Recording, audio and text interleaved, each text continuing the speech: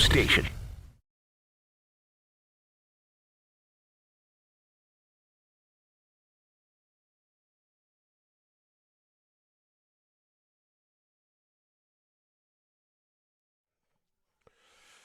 Well, that sucked, didn't it, Dan? That certainly sucked. Bart Carlin on ESPN New York and on the ESPN New York app. Dan Graca is in for Bart, who is over in London with the Jets. Dan, is there any more of a word that would accurately describe what happened last night than sucked? Well, are you talking about Bart being in London with the Jets or the Yankees losing? Which is worse? No, I would say the Yankees. Listen, at least you go over to London. Depends on who you ask. Big Ben, little bangers and mash, you make something happen, you know? I can make that work. Are you a big mash guy? You a big mash guy? Bangers, mash, all that stuff? You know I'm not. Really? Give me the bangers, not the mash. Give me the bangers, not the mash. That's right. Hold the mash, I'll take the banger. Exactly. There's nothing wrong with that. Nothing wrong with that. I think there's something there. Boy, that just was not good. Dan, truth be told, I am sitting here in a hotel room in Seattle, Washington. Have you had your Starbucks yet?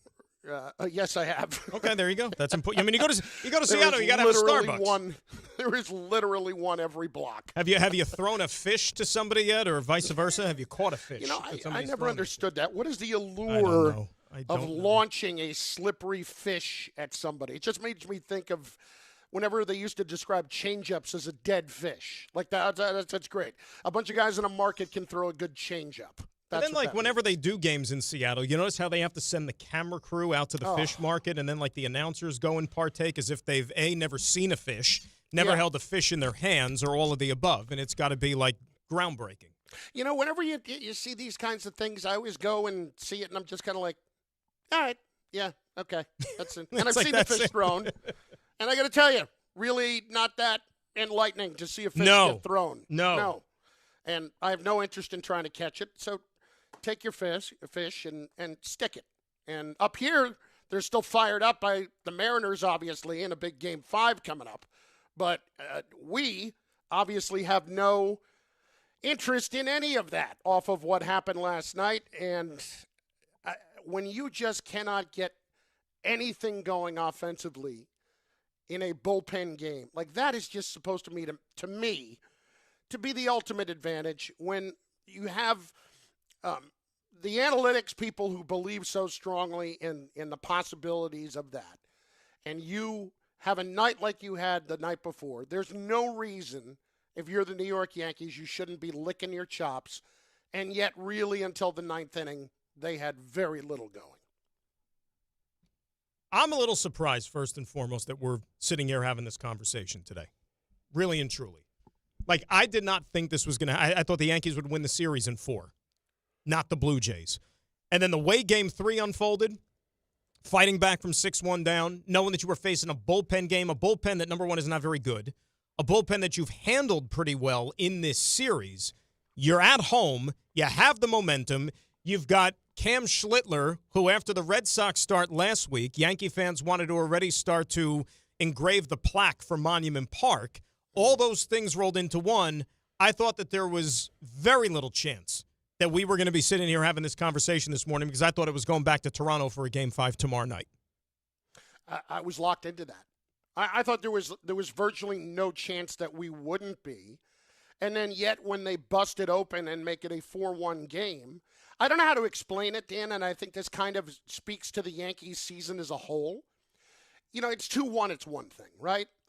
But Smoltz is making the point that this is the batter of the game. Because it's either going to be a 2-run single or it's going to be, 2 runs are going to score or the bases are going to be loaded for Guerrero. And at that point, when you're thinking about that in that moment, when that happens and they break through, I don't know about you, I had very little faith that they were coming back from 4-1. I thought that was it. I really did. And I think that's kind of emblematic of what the season has been. Because there really has been, I know that there have been moments, but there have not been times where I've sat there and thought, well, no problem, they've got this. And certainly last night, with the Yankees, I've been leaning more in the other direction this season. And that feels somewhat unusual, to tell you the truth. Well, I mean, you think that they used up their comeback card the night before, right? So like you said, when it was 2-1, when it was 4-1, you're like, I don't know if they have another bit of magic left in them. I don't know if they're going to be able to do what they did the previous night and erase these demons again. Because let's face it, like this team and this Yankee club over the last how many years?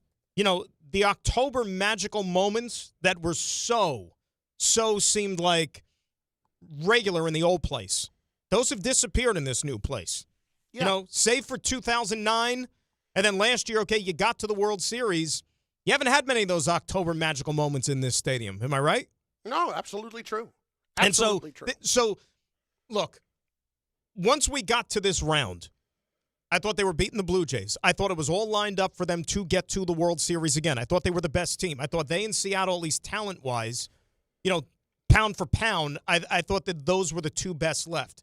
I didn't think Toronto had it in them. And a credit to them, seriously, because we were talking about it before the show. Toronto has been a team that I've almost likened them over the years, Chris, to the baseball version of the Chargers. You know, like the Chargers for so many years, like when Phillip Rivers was there, they would be like those annual teasers. They'd have all this talent on paper. They'd have these great regular seasons. Then they'd get to the playoffs, and then they would spit the bit. That would be the Blue Jays. Like the Blue Jays were my pick to win a World Series, I think, or get to a World Series on more than one occasion over the last 5 years because they've had so much talent, and they've always fallen short. Last year, they had a horrible season. I wouldn't have been shocked if they moved on from John Schneider. I thought he was going to be one of the first managers possibly fired this season if they didn't get off to a good start. For them to win a division and for them to be able to come through in these moments and to finally pay off the talent that they have, and now that you probably have to consider with the ride they're on, maybe the favorites to get to a World Series. Credit to them, but I just didn't think they had it in their DNA. And that's part of also the reason why I thought the Yankees would find a way to solve this. Well, that speaks to the bigger issue right now. The Yankees don't have it in their DNA either. No. They don't. And for all of us that have experienced what that has looked like and to have seen how the bar has been moved, it's sickening. It really is. And I think this is a massive, massive disappointment on many levels, and I think it's a massive failure. And what really bothers me the most, Dan, is that it's not going to be treated as that. Eventually, it's not going to be treated as that. They're disappointed today. They'll be disappointed next week. But nobody is going to sit there this offseason and come out in front of a microphone and make the following statement. I don't need people to be fired, okay? I don't need that. But that's what they want, right? That's what they're going to want today. Yeah, it's not going to happen anyway. I've accepted that. What I need is for somebody to actually come out and say, what we are doing is not working based on what our goal should be, and that is not our goal anymore. And it just, I'm sorry, it's dishonoring everything about what this organization has always been about, and it's really happened that way so you can take the pressure off one guy. And it's been brilliant the way Brian Cashman has been able to change what the bar is, and to do so with Hal Steinbrenner, because that's what's happened here. They have both come together and said, we're going to do the best we can to put the best team together that we can, but then you just don't know. Was it really a crapshoot in the 90s, Dan? It wasn't a crapshoot. Yeah, it was a crapshoot for the teams not named the Yankees. Yes. Right? It's a crapshoot when you win the World Series in a Game 7 on a broken bat over the shortstop's head. It's a crapshoot when a guy hits a home run in the 8th inning of a division series and hits it off of the greatest reliever of all time. That's a crapshoot. That's something that just happened. The rest of it really isn't. And when you treat it like that, you insult everybody's intelligence. And really, you're just... We could do the Cashman thing all day. And I kind of just... we've done it to death. It's been beaten to death. There's not going to be any change. But for me, just once, come out and say, what we're doing is not freaking working. And who do you need to hear that from? Do you need to hear it from the owner? Does Hal have to be the one to say that? Do you want it to be from Cashman? I don't think it's Boone's place to sit there and say what we're doing is not working. It's not Boone's place. No, because we know those two. Yeah, because he's those two, but I'm not going to. No, you're probably not going to. And here's the thing, though. I back to the whole crapshoot thing. Like, I get it. You look at the Yankees, more often than not, they're in the playoffs every single year. So they put themselves in position to at least have a shot to compete for a championship. And you might say, oh, well, everybody makes the playoffs. Okay, well, I give you the 2025 Mets. If it's that easy to make the playoffs, how come the Mets couldn't even find a way in this year? With an $8 gazillion payroll, they gave Juan Soto the richest contract in the history of the game. They were 2 wins from the World Series last year. It's not like they had a crap team on paper, yet they couldn't make the playoffs. So I give the Yankees credit in that sense that they still somehow find their way into the Derby each and every year. What they have to get to the bottom of is why they never find their way to the very end. Okay, you want to give them bouquets. You want to sit there and put a plaque up because the 2025 team won a pennant and they lost in 5 to the Dodgers. Like, is Cashman and company and Hal, they want to take a bow just because they got to the World Series last year? Like, that's supposed to give them a free pass from the fans for the next 5-6 years just because they got to a World Series? And now everything else is, okay, we'll find our way again. Because, Chris, you may not think that this is a massive failure of a season like you would talk about the Mets who didn't make the playoffs. But truth be told, team got to the World Series last year. This team fell 2 rounds shy of where that team got to last year. Yeah. So it's a failure. Yep, it absolutely is. And you have to start to look at why those reasons are. And I'm curious to hear this. I was on the Yes Post game last night watching that, so I didn't hear what A-Rod said after the game. But I do want to hear this soundbite. A-Rod talking about how the Yankees roster is poorly constructed. Hit it. Aaron's been very classy. We've all been very consistent with that.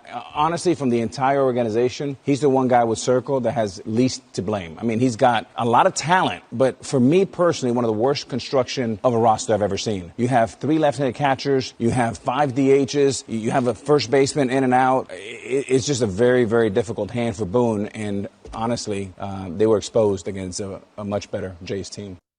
Listen, they were exposed in that the options that they had when they were making changes later in games and such were not strong options. They just weren't. Yes, there were aspects of it that were too left-handed, too right-handed in spots, too this, too that. I get all that.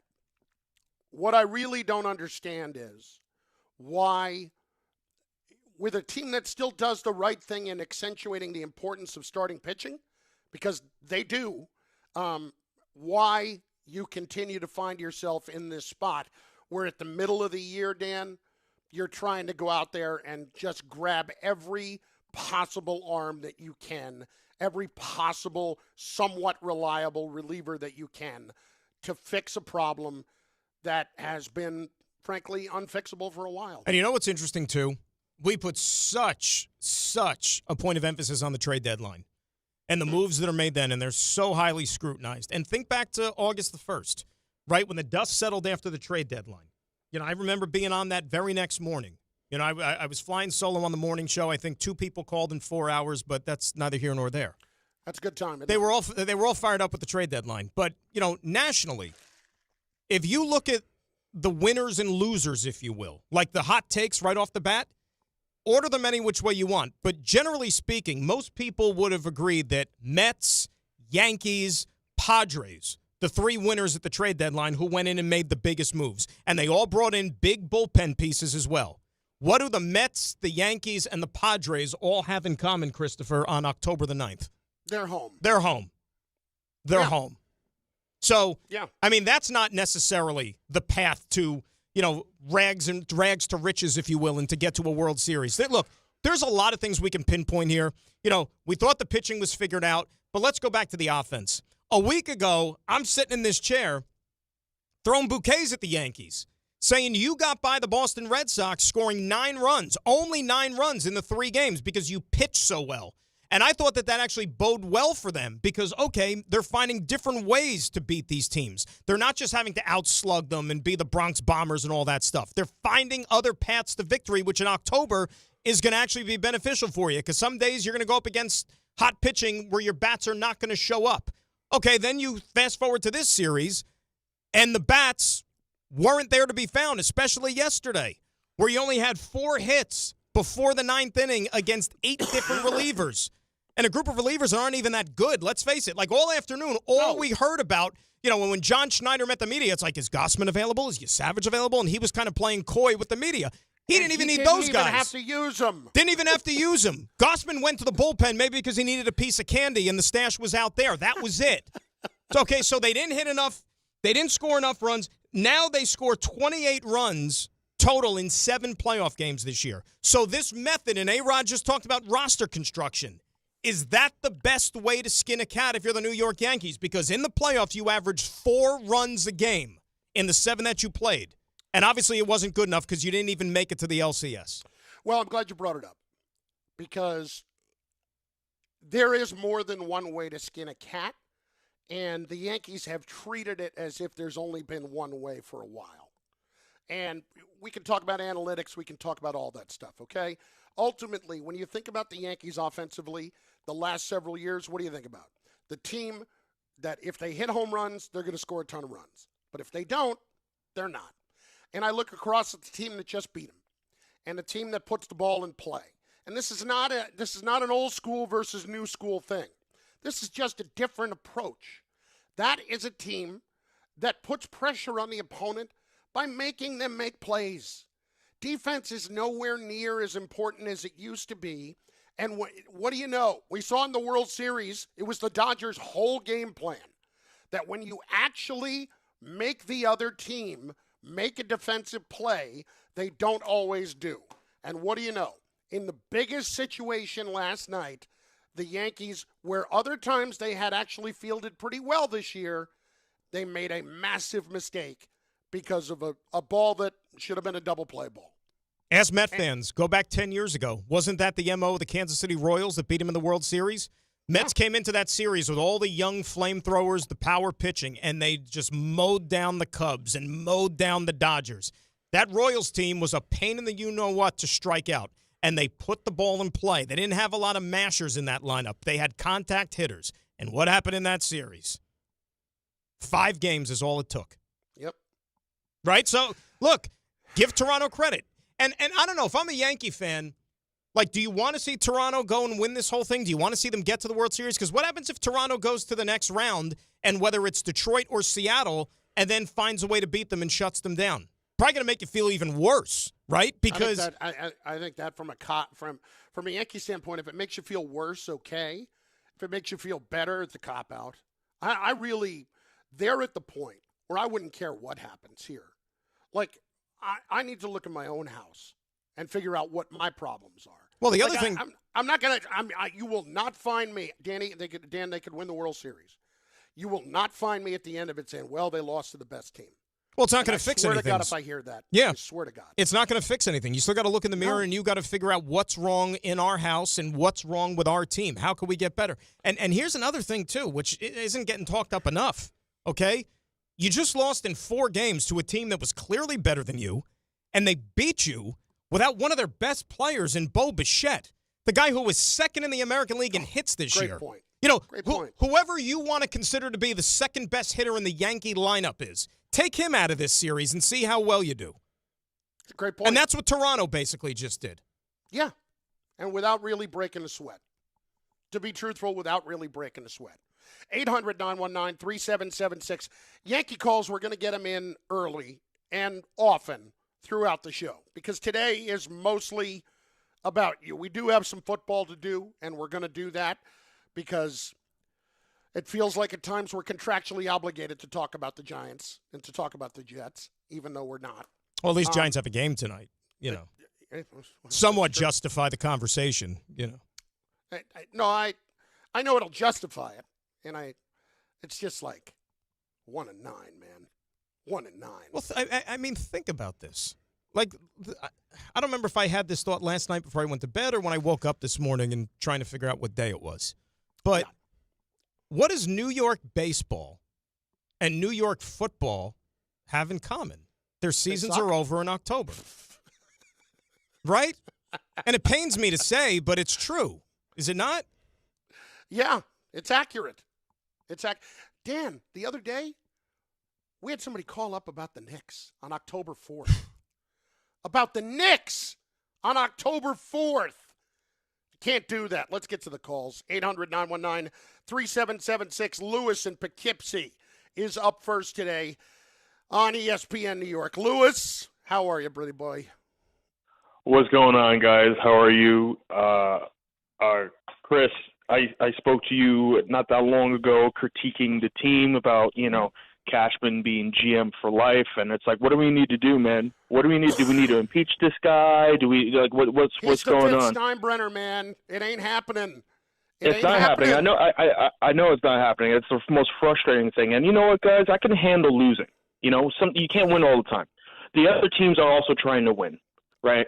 But what does bother me is when we lose and then I'm spoken to like a child, like I didn't just witness with my own two eyes what I saw, the product on the field. I saw something from 2009, the last time they won, obviously, and multiple batters hit over 300. Multiple batters hit over 250. This lineup, multiple batters hit under 200.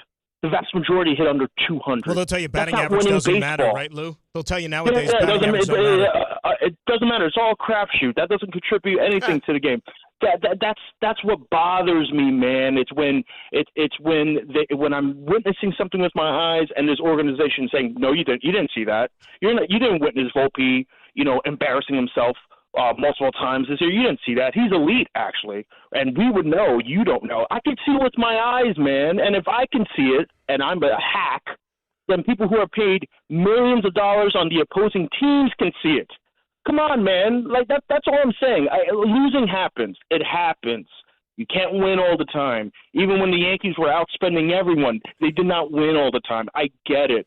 But it's how you lose, and it's how you react to losing. And next year we're going to run it back again. I know we're going to run it back again. The exact same philosophy, the exact same everything, and they're going to lose again in this fashion with a whimper.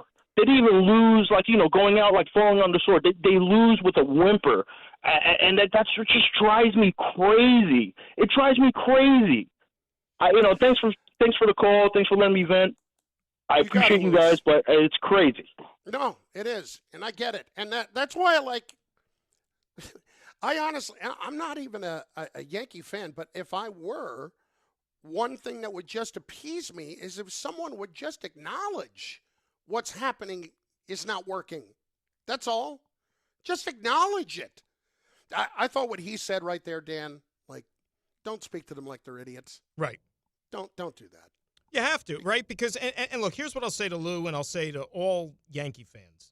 All right, Lou was a little hard there, and I understand that it's the emotion probably and all that stuff. And he's like, we're not going to win again next year. You can't think like that. No. One season has absolutely nothing to do with the season that follows it. I mean, look, the Toronto Blue Jays were a last-place team last year. Do you think that their fans after the season saying we're not going to win next year? No, they ended up winning a division, okay? And now they're 4 wins away from a World Series. So it's finally their turn. And by the way, you want to think to why the Yankees season is over? I mean, there's a lot of reasons we could point to, but one in particular, they couldn't win a game in Toronto, right? Yeah. They lost 8 out of 9 games in that building this year. If they had only won one more of those during the regular season, they'd be division champs. They would have home field in this series. They would not have had to win a game in Toronto in this series to get to the ALCS, which obviously we know that they couldn't. And in games 1 and 2, they got absolutely shellacked, right? So That's the thing that cracks me up about baseball in the regular season. Because I get it, it's 162, and unless you're a diehard, maybe you're not going to think every single game matters necessarily. But no, they all matter. They all count the same, even the ones in April and May, right? I'm going to be on an island for this, and that's fine. I still think something's a little sketchy up in Toronto. Something's a little sketchy. With the way that strategy? They pounded teams up there over the last month or two. A little red flag. Anyway, whatever. I'm not normally a conspiracy theorist. But well, hey, put they it this brought way, George Springer over. When I threw it when I threw it out there the other day, and a lot of people, you're an idiot, whatever. I had a few people who were like, who plugged in baseball, like, you might be onto something there. Yeah, you might not be wrong. But if it's legal, if they're just sitting there if it's on second base and you're stealing it, fine. But if it's, somebody's sitting around with a headset on and they've cracked the code to the pitch calling situation, that's a little different. That's a little different, right? So can you imagine somebody sitting like in the front row with the headphones on like they were Steve Bartman back in the day and just tapping their leg like the guy in Casino to signal his guy across the way? Now that would be some international sign-stealing, dilemma that the Major League Baseball and company, and maybe even get the government involved in trying to slow that down. I'd love to see De Niro take him to the back and smash his hand. How about that? That's a good. What would you call that movie? I don't know. I'm a loser for even thinking of that movie. Yeah. Listen, here's the deal. Load up on the lines. Jason McCourty's going to join us next. But right after that, it's all about you. The lines are open for you, so get on board right now at 800-919-3776. We do some football in a moment. Then we continue with your pain and why you're probably going to remain in it. It's Bart Carlin on ESPN New York and on the ESPN New York app. The Association on Aging in New York is celebrating the 60th anniversary of the Older Americans Act, which funds vital programs for millions of older adults. Services include meals, transportation, home care, Medicare counseling, case management, and caregiver support. Today, people are uncertain whether some programs remain available. We can help. To learn more about these essential programs and how to keep them, visit our website at agingny.org. Sponsored by the Association on Aging in New York. Nassau County delays continue on the eastbound LIE coming out toward exit 40 at Jericho Turnpike. It's a crash. At least the HOV and left lane blocked eastbound side of the LIE, and those delays go way back over to Lake Success. Northern State Parkway looks to be a whole lot better. On the Throgs Neck Bridge, there is an accident going north and southbound delays. It's a southbound accident, but you've got northbound rubbernecking there on the Throgs Neck between Queens and the Bronx. And the Whitestone Bridge, not much better, leaving Queens, going northbound side up toward the Bronx. You got the George Washington Bridge, Lincoln and Holland tunnels, all 15 to 20 minutes still. And on the downtown West Side Highway, Henry Hudson, that's heavy and steady from the bridge all the way down toward the 70s. I'm Bob Williams on 880 ESPN New York. 1877 Cards for Kids. KARS Cards for Kids. 1877 Cards for Kids. Donate your card today. 1877 Cars for Kids. KARS Cars for Kids. 1877 Cars for Kids. Donate your car today. Ready to get rid of that old car? Donate it to Cars for Kids. Call 1-877-CARS-FOR-KIDS to reach a friendly live agent. Donation's super easy, and your car can be picked up as soon as tomorrow. Call us now, 1-877-CARS-FOR-KIDS. That's Cars with a K to donate your car today. 1877 Cars for Kids. Donate your car today. Did you know you can donate real estate too? Go to carsforkids.org. That's carsforkids.org. Getting the right mattress helps you sleep at night. Getting the right price helps you sleep even better. At PC Richard & Son, they don't just sell you a mattress. Their experts use a 4-step fitting process to make sure your new bed fits you perfectly. The right fit, the right price, plus free delivery. It's what they do, only at PC Richard & Son. Free delivery on mattresses $199 and up. Excludes Manhattan. See stores for details. You know so much about who you are. But do you know what makes your body your body? With over 100 lab tests and insights, Function can help you know the truth. Because you know you're made of grit, wit, and a good heart. But just how healthy is that heart? You know you're made up of all the places you've called home. You know you're made of your mom's sarcasm. And now you can find out if you have her thyroid too. You know you're made of college all-nighters and 30s early-nighters. but those still don't explain your sleep issues. You know that you're made up of good meals with even better conversation. But are you actually absorbing those nutrients? A Function membership gives you a comprehensive health check with results tracked over time. Find out what you're made of at functionhealth.com. Ballybet Sportsbook. Yo, Ballybet stacked for football season. When it comes to sportsbook apps, it's undefeated. Ballybet. Check out that brand new parlay zone. Here's the kickoff. Build your bets and place them right on your phone. What? Live bets, daily boosts, and promos. Increase your odds so you can win more dough. Touchdown! Ballybet's the play. Make game day more fun and download it today. Must be 21 plus, New York only. Gambling problem? Call 1-877-8-HOPE-NY. Ballybet, Sportsbook and Casino. Download it. At Uline, they know firsthand the road to success is an uphill climb. Uline started in the family basement, and through hard work is now North America's most trusted shipping and industrial supplier. They get what it means to have the support of reliable, hard-working partners. So they keep 41,000 items ready to ship. Whether your company is still in a basement office or expanding cross-country, Uline will be there on your road to success. Visit uline.com.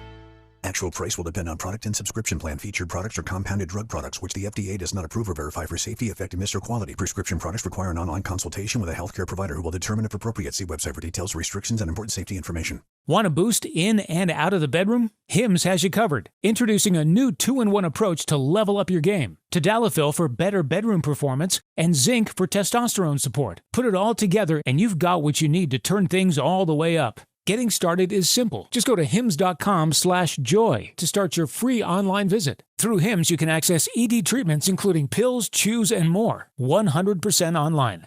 No office visits, no pharmacy lines. Just fill out a simple intake form and a licensed medical provider will determine if treatment's right for you. If prescribed, it ships free and discreetly to your door. Find affordable treatment options at up to 95% less than brand names at hims.com/joy. That's hims.com/joy, HIMS.com/JOY.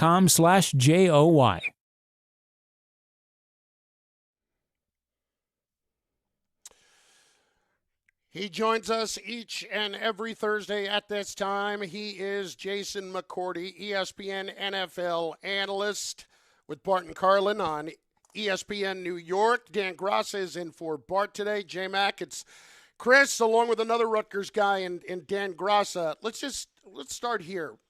Listen, I know you're not a baseball guy, but just answer me this question. What was the worst loss that you ever had as in any level of playing in your life, and how long did it take you to get over it? Oh, worst one, man. It would probably be, I guess it's a combination. So my rookie year, I was in Tennessee with the Titans. We played up in Foxborough, and we lost to the Patriots 59-0. Got to start in that game, and just brutal to be a part of that game. Was that in the snow, J-Mac? Out in the snow. The Patriots are running flea flickers. They look like they're running on field turf, and it's the middle of the summer. And wasn't that October, too? It was like in the month of October it was a snowstorm? Your memory serves you well. We went out to warm up with just T-shirt and shorts and sweatpants, and it was pouring rain. And we went in, changed, got ready, put our gear on, and it was a snowstorm. Like, it was insane, and that's exactly what the game was, too. So that was probably the just butt-whooping that I ever took. But I think probably just hard ones to get over. Like, you'll never forget my last high school basketball game, losing, and you're in tears in the locker room. Your high school career is over. I'll never get to play basketball again. That was probably a tough one to take, especially at that time. I thought you were going to say Rutgers, West Virginia, the season finale in 06, no? Oh, my goodness. Freaking James Townsend didn't catch the ball. Still hurts, J-Mac. Still hurts. Still hurts.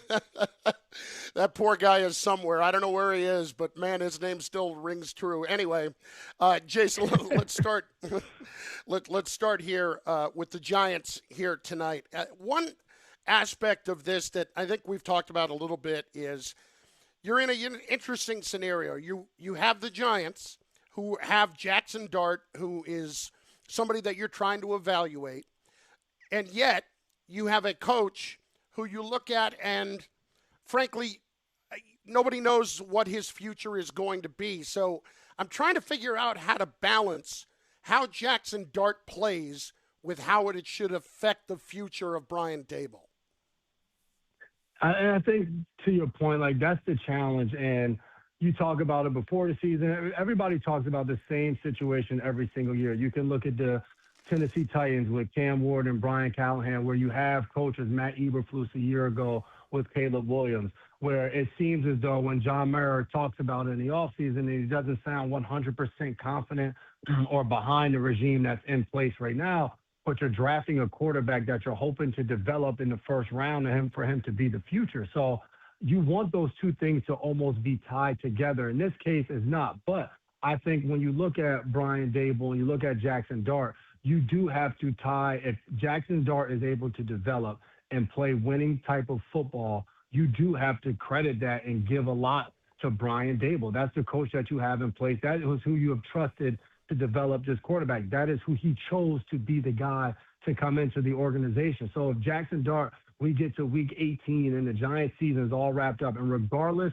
of what the record is, in that moment, if you feel like you have found your franchise quarterback, you have to look at the head coach situation and say, all right, is the roster good enough to win games? Should we have one more? If not, and the quarterback is developed, then you try to figure out a way to make the roster better and keep him as your head coach if you believe that he has built a team, that a quarterback and a team around him that could possibly win in the future.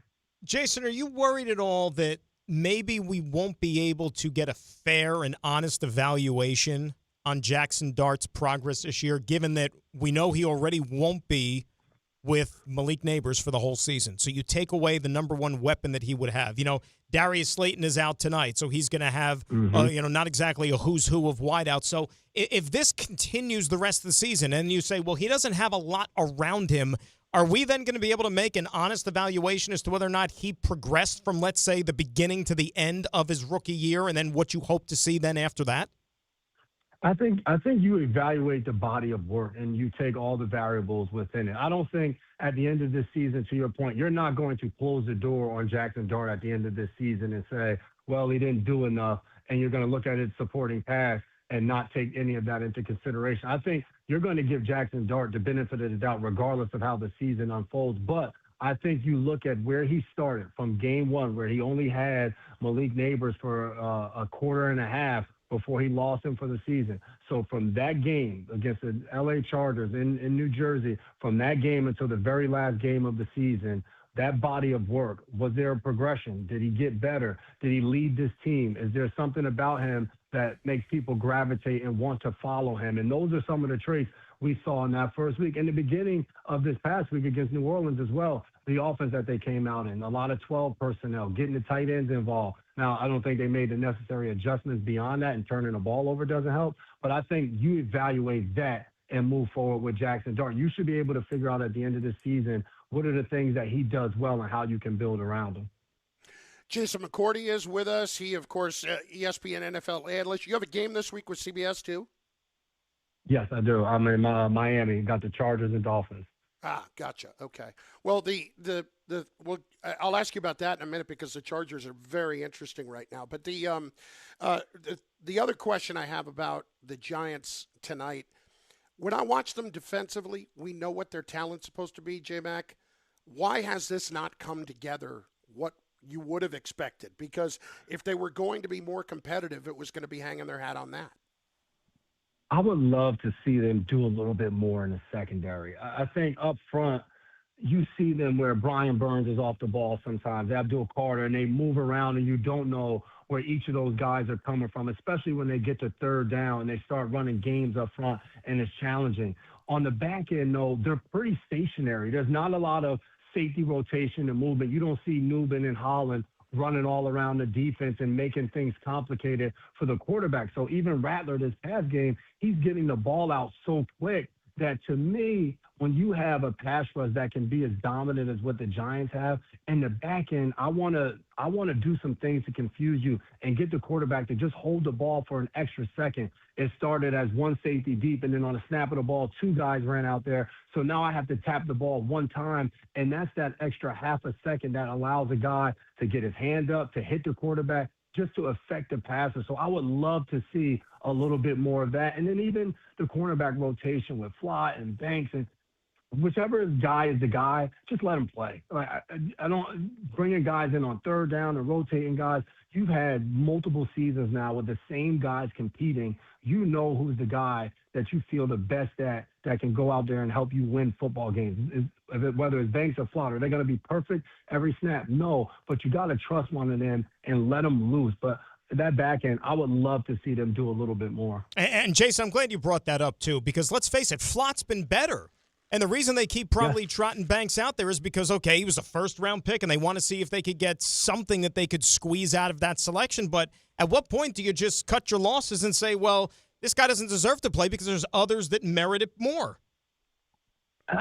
You work with what you have. So Banks right now is back on kickoff returns. Had a decent one a week before against the Chargers. He's working that. Flott's playing better. You always play the guy that's performing better. That doesn't mean you don't continue to get Banks ready. Guys go down in the NFL every single week, and he's going to be needed to step up. There's 6 DB packages that you can go dime, and you can find other avenues if you want to get guys on the field. But at the same time, you got to give your team the best chance to possibly win. And for them on defense, too, it comes down to first and second down. The Saints last week, they had 6 third downs where they had either 3rd and 1 or 3rd and 2. For them, you can't live in that world because now you're allowing the offense to stay on the field and just run the ball. And you're not allowing one of your best assets on defense, the pass rush, to be able to get after the quarterback. Jason McCourty is with us. Jason, on the Jets, it's interesting that we have talked about all the different machinations of what's going on here with Aaron Glenn. You know, as you watch them more and more on defense, it feels like it's just one play here and there. But listen, we all know they all count. But as a defensive mind, when you see that, and for the most part, things are going okay, you're not getting gashed, but then, bang, you give up that one play, what does that tell you about what's going on? My issue when I watch the Jets is that they just look so undisciplined. And that, to me, is the part that's confusing because I wouldn't have assumed that. Now, there's going to be, when you get a new head coach, and maybe it is learning a new system, whatever excuse you want to bring up. And then obviously there's going to be a talent standpoint where you want to get more guys in, but the amount of times they bite on play action and they're a man-to-man and a guy loses eyes on his man, the long run before halftime, like to your point, it just seems like it's just a play here and there. But when it looks like some of those plays are effort-based, that's hard to overlook and say, that's just a play. When you don't see all 11 guys sprinting, running full speed to the ball, when you see 4 guys miss a tackle on a play, like those are just fundamental things to the game of football. Whether I know the scheme or not, or I'm trying to understand it, see ball, get ball. This guy has the ball. I want him. I'm going to go get him on the ground. And there's too many lapses with this Jets team right now that when you turn them on, I know Aaron Glenn has to be fired up because your film speaks for you. Like, that's your masterpiece, and you sign your name at the bottom of it every single time you go out there on the field. And to me, too many plays and too many times, especially this Jets defense, I would never want my name to be associated with it. You've been on teams in your career, college, pro, okay, where maybe they weren't the best teams, right? You went through some losing streaks. At what point does the message from the head coach not resonate anymore to guys in the locker room? I think over time, it's for them, it's still so soon that there's no way. I can't believe they're tuning out of Aaron Glenn this soon. I just think you get in these ruts and it's hard to get out of, especially when I was a part of the Tennessee Titans for years where we weren't winning. And each and every year when you don't start out hot, it feels like the carousel of here we go again. And you can't get out of your own way. So I think it takes time to build a culture and set a different foundation than what you've been doing for the prior years. It's just disheartening because the Jets looked better a year ago than they do right now. So that's the part that's hard. But I can't say that I believe you're not listening to the call. I think over time, when you get to year 2 and it's the same thing and you're halfway through the season, it's just like, all right, man, I had Ken Wisenhunt when we were in Tennessee. In year 1, we were trying to buy in, and he had a different way of doing things. It was like, all right, this guy's won a lot of games. By the time we got to the halfway mark of year 2, he ended up getting fired. But players in the locker room was like, all right, man, this ain't it. This doesn't work. I mean, what we were doing before maybe wasn't it, but this isn't either. So I think you at least got to give it a season. Last one, and I'm kind of remiss in not asking about this before, but listen, you're not in the building. Nobody knows exactly what's going on. But from the outside, looking at the whole mess with Belichick in North Carolina, what are you seeing? Oh, man. I think, being honest, you look at the situation from when he first got there and all the headlines that were made all off season about him, about the girlfriend. There's been so many distractions that have had nothing to do with the game of football that the season unfolding the way it is to no surprise. And I was coached on the Bill for 3 years, and one of the main things was eliminate distractions. We would be in a team meeting and we would talk about across the league things that were happening where players, coaches, teams were creating distractions for themselves. And his saying was, you can't win until you keep from losing. And that's losing football on and off the field. So when you look at all of that transpired, and now this game start, you think that's going to be a team that's well prepared, that's focused, that's ready to go, a coaching staff that's going to be focused, prepared, and ready to go? No. The guy at the very top has been distracted the entire season, the entire offseason. So I think that was the microcosm of what we're seeing unfold. And at this point, with all the rumors you're seeing, you have no idea how this season is going to end up finishing for North Carolina. J-Mac, great stuff. He's got Chargers and Dolphins this week. We appreciate it, man. Thanks. As always, we'll talk to you next week. Yes, sir. Sounds good. See you guys. Thanks, Jay. Yep. That's Jason McCourty, ESPN NFL analyst. I mean, that last part on Belichick, that the guy who always talked about no distractions has been nothing but.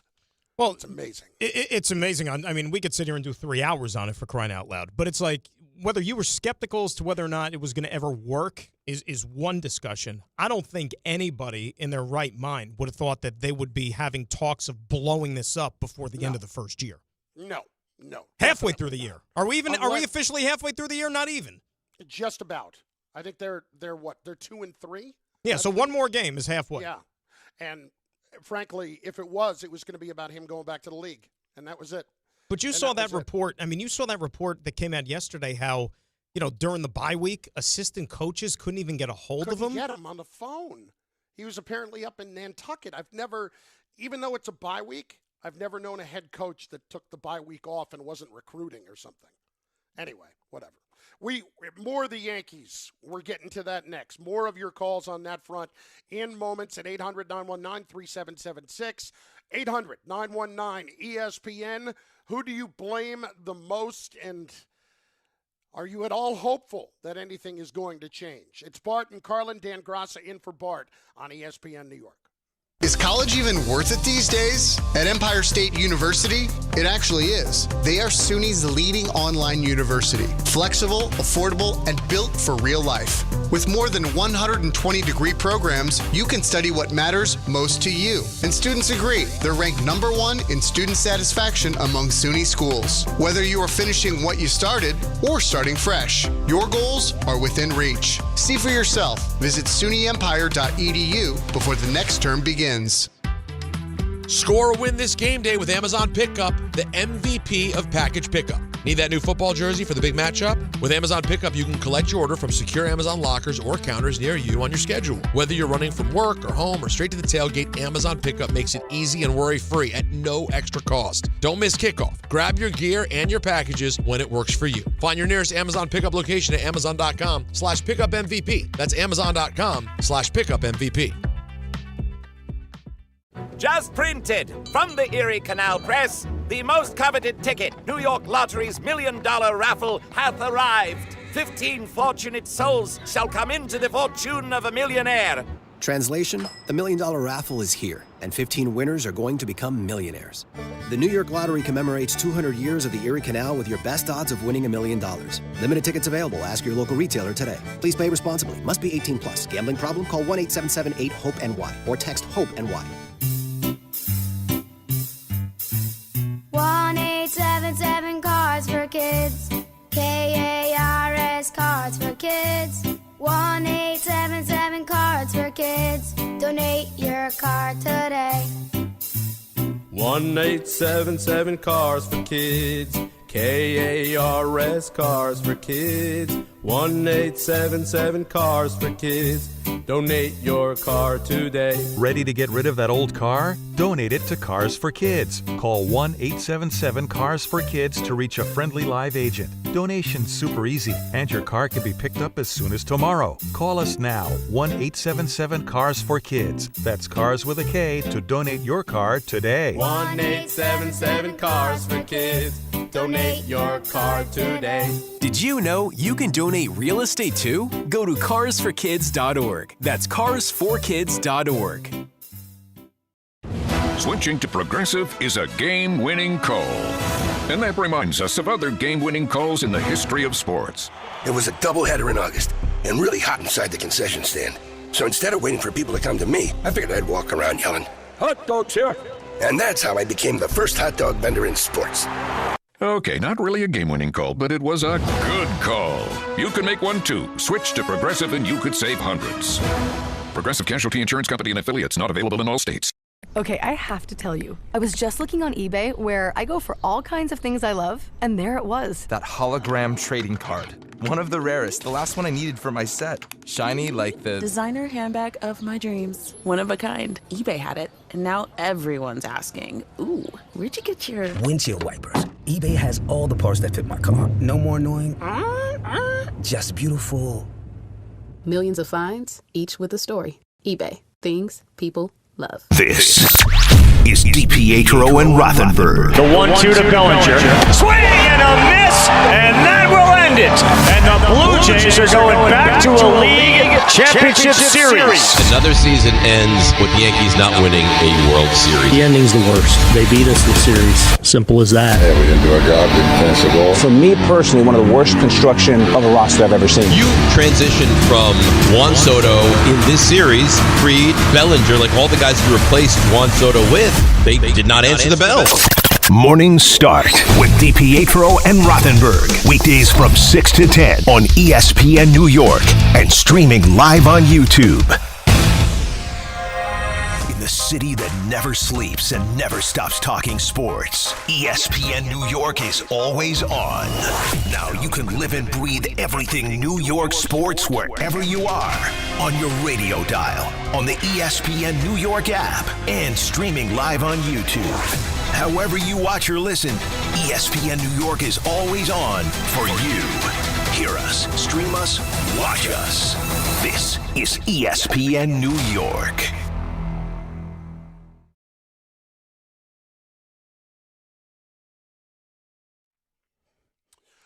All right, your time, 800-919-3776. Yankees. And the disappointment of last night, the disappointment of yet another shortcoming season, 16 straight years without winning the World Series, and more of, well, I believe in this team. And, you know, Dan, one thing we haven't talked about is the fact that you've got somebody in Aaron Boone who continues to say, hey, this might be the best team I've had. Right. And it happened more than once in the last couple of months, including within the last week. Most talented roster I've ever had. So where are we here, bud? Like, if that's the case, what am I missing? Well, and you know what? It's a dangerous place to go. I mean, people that may or may not have job security, if they're going to make a statement like that you better back it up. Because guess what? A 5-year-old could tell you, if some guy who's supposedly the captain of the ship is going to tell you that this collection of talent is the best that he has ever had an opportunity to manage, and they fall woefully short of a championship, then who are you pointing the finger at? Yeah. I mean, see, I would do the opposite. I would come out and just say, you know what, this is a scrappy little group. You know, bunch of Johnny tryhards. No, you know, the idea is lower expectations. Lower the expectations. Now, nobody's going to be stupid enough to believe it with the New York Yankees. You know, the little engine that could. The little engine that could, exactly. You know, Pat Murphy could say that with the Milwaukee Brewers, but Aaron Boone, we know pancakes out of his pocket. Exactly. It's pancake magic for them, right? But okay, you got the talented roster. You didn't even get to the LCS. Whose fault is it then? Right? Yeah. Whose fault is it? It's staggering to me that we continue to get a statement like that after we get to the playoffs. We'll see. We'll see what happens. Let's get to Rashad in the Bronx up next on ESPN New York. Rashad, what's up, dude? Hey, good morning, Dan. Good morning. All right, so there's a few things that pissed me off about yesterday's game, but I just want to start off first with Cody Bellinger's. Remember he made that catch in like this? I think it was the first or second inning. The great catch in left field, and they were praising him. They were praising him on a replay, and Brady, the next frame, Brady got up and he strikes out. That's when I knew, okay, yeah, this team's in trouble. And also, 70 strikeouts in 4 games is disgusting with this team. That's just gross. Wait, but are you shocked by that? Like, this is what they are. This is how they're constructed. The boomer bust team. Playing a team like that is so frustrating because you see that it doesn't have to be that way. Can I give you one we haven't talked about, which just like it continues to just like it annoys me. And I don't have a dog in the fight. You know that. Yeah. But Austin Wells last night. And this happens all the time in baseball. I don't care if it's the playoffs. I don't care if it's game 13 of the season. It drives me up the wall. And this is something you're taught back in Little League, okay? Yeah. Unless you're 1,000% sure that a guy is going to groove one in on the first pitch, bases loaded, 2 outs, guy comes in the game and just walks the previous batter. So you know that he's maybe a little erratic. Let him throw a strike. Remember, if he walks you, you're getting a run on the board. And Austin Wells goes up there and starts hacking away at a splitter up in the zone, which is not a pitch that maybe outside of Aaron Judge you're going to be able to do anything with. It drove me up the wall, and it drives me up the wall every time a batter does something like that. Oh, I totally when I watch agree. Baseball. I totally agree, and this is part of like what the new mentality is. I heard Michael talking about this on the postgame. By the way, Michael on the postgame last night was absolutely phenomenal. Did an amazing job on that postgame show last night. But the thing I would say is that he's talking about it, and he's saying, well, now hitting coaches will tell you, well, they should go up there swinging because they know there's a good chance that a guy who cannot find the strike zone is just going to have to throw them a cookie. Well, you know what? I prefer to make you throw me a cookie and understand that the at-bat's not over at 0-1. Take a damn strike. Take a strike. And again, you're they Austin just Wells. Walked them like you said. You're Austin Wells. You're not Aaron Judge. Unless Austin Wells, unless, you know what? Let's give the benefit of the doubt. He looked behind him in the on-deck circle, and he's like, oh, it's Volpe. He ain't going to do anything anyway. I might as well try to take a cut. Well, right? I tell you, Volpe laid in the weeds for an entire series up until about the 7th inning last night. They were out in full force. Now, tell me if I'm wrong. That is the first time I really heard the Boo Birds come out for him in this series. We're going to have plenty. Last strikeout. We are going to. You're right, and we're going to have plenty of time to talk about it. But I think that there was a serious come to Jesus conversation about the Yankee shortstop going into spring training next year. Meaning, no. I don't know if this is the guy. He's elite, Dan. He's elite. Oh, that's right. That's right. I forgot. He's elite. That's right. I forgot. Sorry. No, Sorry. please. Thank you for refreshing my memory. I wish I hope there would be, but this is part of what we're talking about is the larger issue. Looking at things and saying that's not a problem. That's not a problem. What's going on there? No, that's okay. Don't worry about it. Don't pay attention over there. It's a lot of, what is it? Is it gaslighting when we see it and you're telling me it's not what it is? Is it just flat out lying, or is it just born out of a belief that you just shouldn't have? It's like deceit. Yeah. You know, it's like, do you really think that your fan base and the people that watch baseball aren't smart enough to catch on yet? I mean, it's almost like Groundhog Day. I've never been good at deceit. And by the way, yeah, you know, unfortunately, and obviously this guy's not to blame, but another wrinkle to this whole conversation today about the Yankees once again not winning a championship is that when the season starts next year in April, the best player on your team turns 34. Now, that's the prime of your life, but in baseball, you're on the back nine. Yep. And you wasted another MVP caliber season that didn't even get to the LCS, and the guy's going to be 34 years of age. Garrett Cole just showed you his baseball mortality this past season. Right? 800-919-3776. There is so much more to get to with this. We got to hear from you on it. Want you to be a part of the program. I've been remiss in not reminding you that you can be a part of the program on the YouTube chat as well, on the ESPN New York YouTube page. And go there, get your comments in, watch the show there, and listen, who wouldn't want to look at this? You're welcome.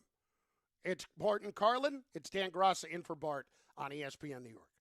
The Fox Nation Patriot Awards returns for a new year. Are you ready to get the show started? Join host Sean Hannity and special guests and be part of the celebration live in New York.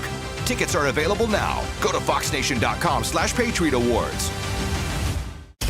Hey, this is Mika Zibanejad. Hey, this is Adam Fox. Catch every Rangers game right here on 880 ESPN. WHSQ and WCBS-FM HD2, New York. Ballybet Sportsbook. Yo, Ballybet stacked for football season. When it comes to sportsbook apps, it's undefeated. Ballybet. Check out that brand new Parlay Zone. Here's the kickoff. Build your bets and place them right on your phone. What? Live bets, daily boosts, and promos. Increase your odds so you can win more dough. Touchdown! Ballybet's the play. Make game day more fun and download it today. Must be 21 plus, New York only. Gambling problem? Call 1-877-8-HOPE-NY. Ballybet, Sportsbook and Casino. Download it. At City Harvest, we believe no New Yorker has to go hungry. With your help, we're on the road 365 days a year, rescuing over 77 million pounds of nutritious food and delivering it free to millions of New Yorkers, transforming surplus food into sustenance, sustainability, and smiles, rallying thousands of New Yorkers to power a network of nourishment across our city. One day, one meal, and one New Yorker at a time. That's how we feed good. Donate at cityharvest.org. This is an ad by BetterHelp. BetterHelp therapists have helped over 5 million people worldwide on their mental health journeys. That's millions of stories, millions of journeys, and behind every one is a therapist who showed up, listened, and helped someone take a step forward. Moments in therapy, like the right question, a safe space to cry, or a small win can change lives. With over 30,000 therapists, BetterHelp is the world's largest online therapy platform, having served over 5 million people globally. And it works, with an average rating of 4.9 out of 5 for a live session based on over 1.7 million client reviews. This World Mental Health Day, we're celebrating the therapists who have helped millions of people take a step forward. If you're ready to find the right therapist for you, BetterHelp can help you start that journey. Our fans get 10% off their first month at betterhelp.com/timeout. That's betterhelp.com/timeout. At Uline, the prevailing opinion is, if you don't live it, you don't believe it. The people at Uline believe in hard work, and they live it by being there 24/7 to answer your call, having 41,000 items in stock, and offering same-day shipping from 12 locations across North America. Business owners, sellers, buyers, shippers, and packers believe it. Uline is the hard-working, dependable source for your shipping and industrial supplies. Visit uline.com. Actual price will depend on product and subscription plan. Featured products are compounded drug products, which the FDA does not approve or verify for safety, effectiveness, or quality. Prescription products require an online consultation with a healthcare provider who will determine if appropriate. See website for details, restrictions, and important safety information. Want a boost in and out of the bedroom? Hims has you covered. Introducing a new 2-in-1 approach to level up your game. Tadalafil for better bedroom performance and zinc for testosterone support. Put it all together and you've got what you need to turn things all the way up. Getting started is simple. Just go to hims.com/joy to start your free online visit. Through Hims, you can access ED treatments including pills, chews, and more. 100% online. No office visits, no pharmacy lines. Just fill out a simple intake form and a licensed medical provider will determine if treatment's right for you. If prescribed, it ships free and discreetly to your door. Find affordable treatment options at up to 95% less than brand names at hims.com/joy. That's hims.com/joy, HIMS.com/JOY.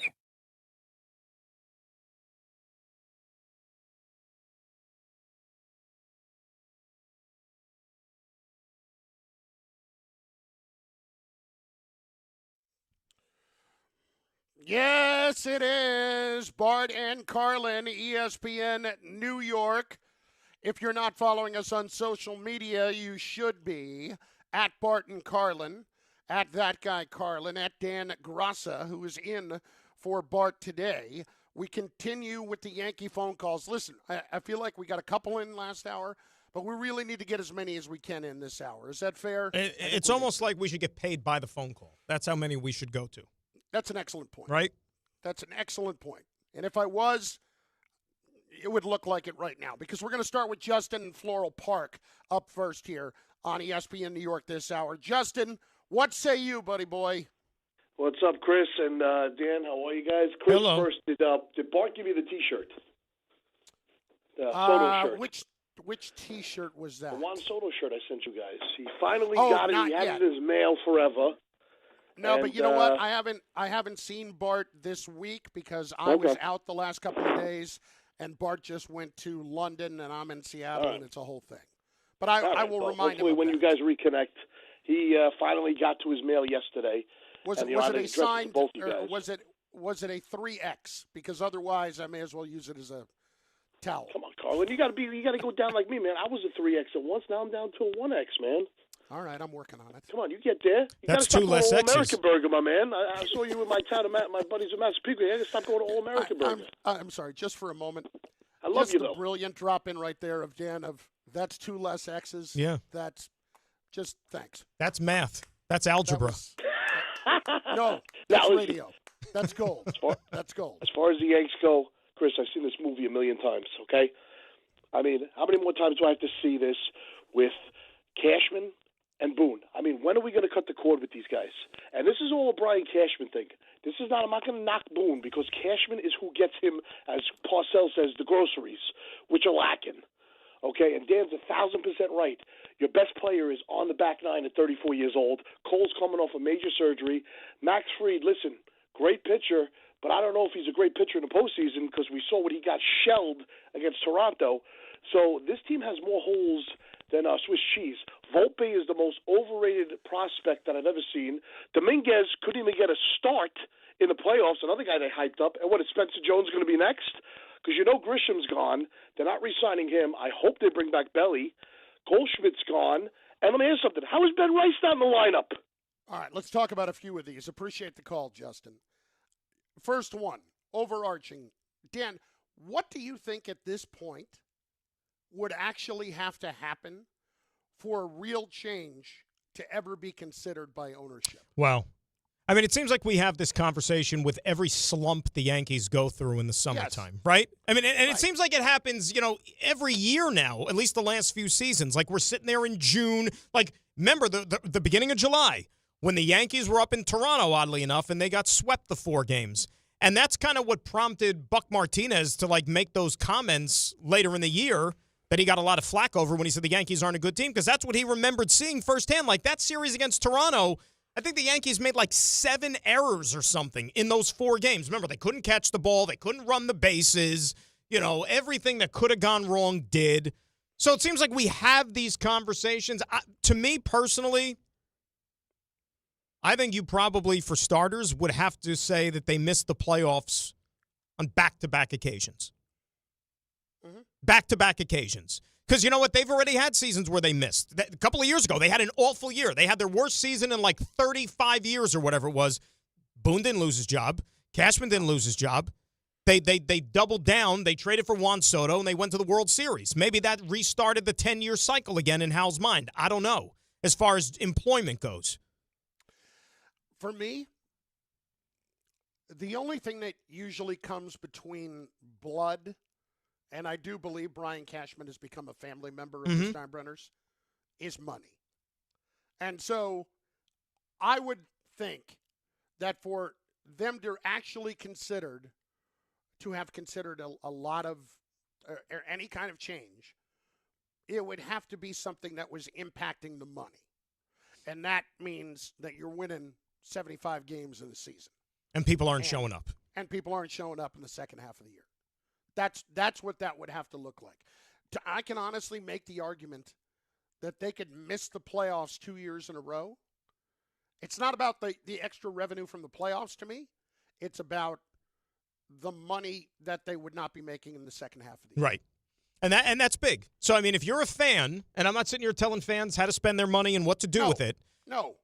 You want to voice your displeasure? Don't go to the games. There's not a voice that is heard unless it involves a dollar sign. Right. Because say what, like Chris, God's honest truth. This year, and we know what happened with the Mets, but it didn't matter what game you were talking about. And it has never been like this since Citi Field opened. And it opened the same year as the Yankee Stadium with 2009, okay? Game 1 to game 81 on the home schedule. It didn't matter if it was a day game, a night game, a Wednesday, a weekend. It didn't matter. The place was mobbed all season long. I've never seen anything like that with the Mets. So that's how the fans spoke. They had a lot of expectations for this team. They were excited about the Met teams, and they showed up passing through the turnstiles in droves all season long. Remember last year, Steve Cohen called out the Met fan and said, why isn't anybody coming to the games? Like that's the disappointing thing. Like, why is nobody here? Which, I don't know if that was the best tact.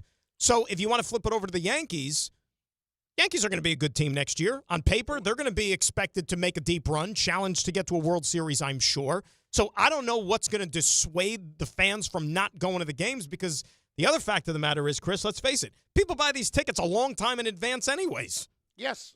Yes, they do. They make a great holiday gift. They do make a great stocking stuffer. Even though they're digital now mostly, right? Like, you don't get an actual hard ticket anymore. I was thinking this last night when Joe Davis said they punched their ticket to the ALCS. Well, really, they scan their ticket now. It's not punching your ticket anymore. Should we change the call to scan? I like that. Yeah. And I was thinking, legitimately, that's where my brain went. Like, who punches a ticket anymore? You don't even punch a ticket on the train. I miss a good ticket. I really do. Yeah. I miss a good hard, because it feels like I got something. Yes. You know, I paid my hard-earned money. I want to hold it in my hands. I'm not going to put it in my virtual wallet. By the way, you want to talk about other things that could speak loudly to ownership? How about this? Last year, you had the Dodgers celebrate their World Series championship on your field, right? And then they spent the entire offseason mocking the Yankees as to how they played baseball. Oh, yeah. Last night, in the clubhouse at Yankee Stadium, Blue Jays dousing it in champagne. And what do they got blasting on the speakers in the clubhouse? New York, New York. Oh, boy. Right?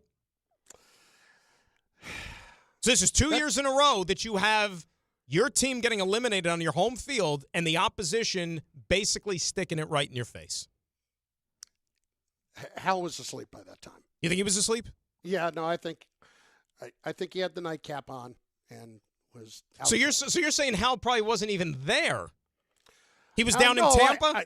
He may have been, maybe he choppered out. I don't know. I can't imagine he was sitting in the traffic with everybody. Like, Hal wasn't down in the clubhouse shaking hands, maybe an occasional hug depending on the relationship with the player. Like, hey, you gave it the old college try, good season.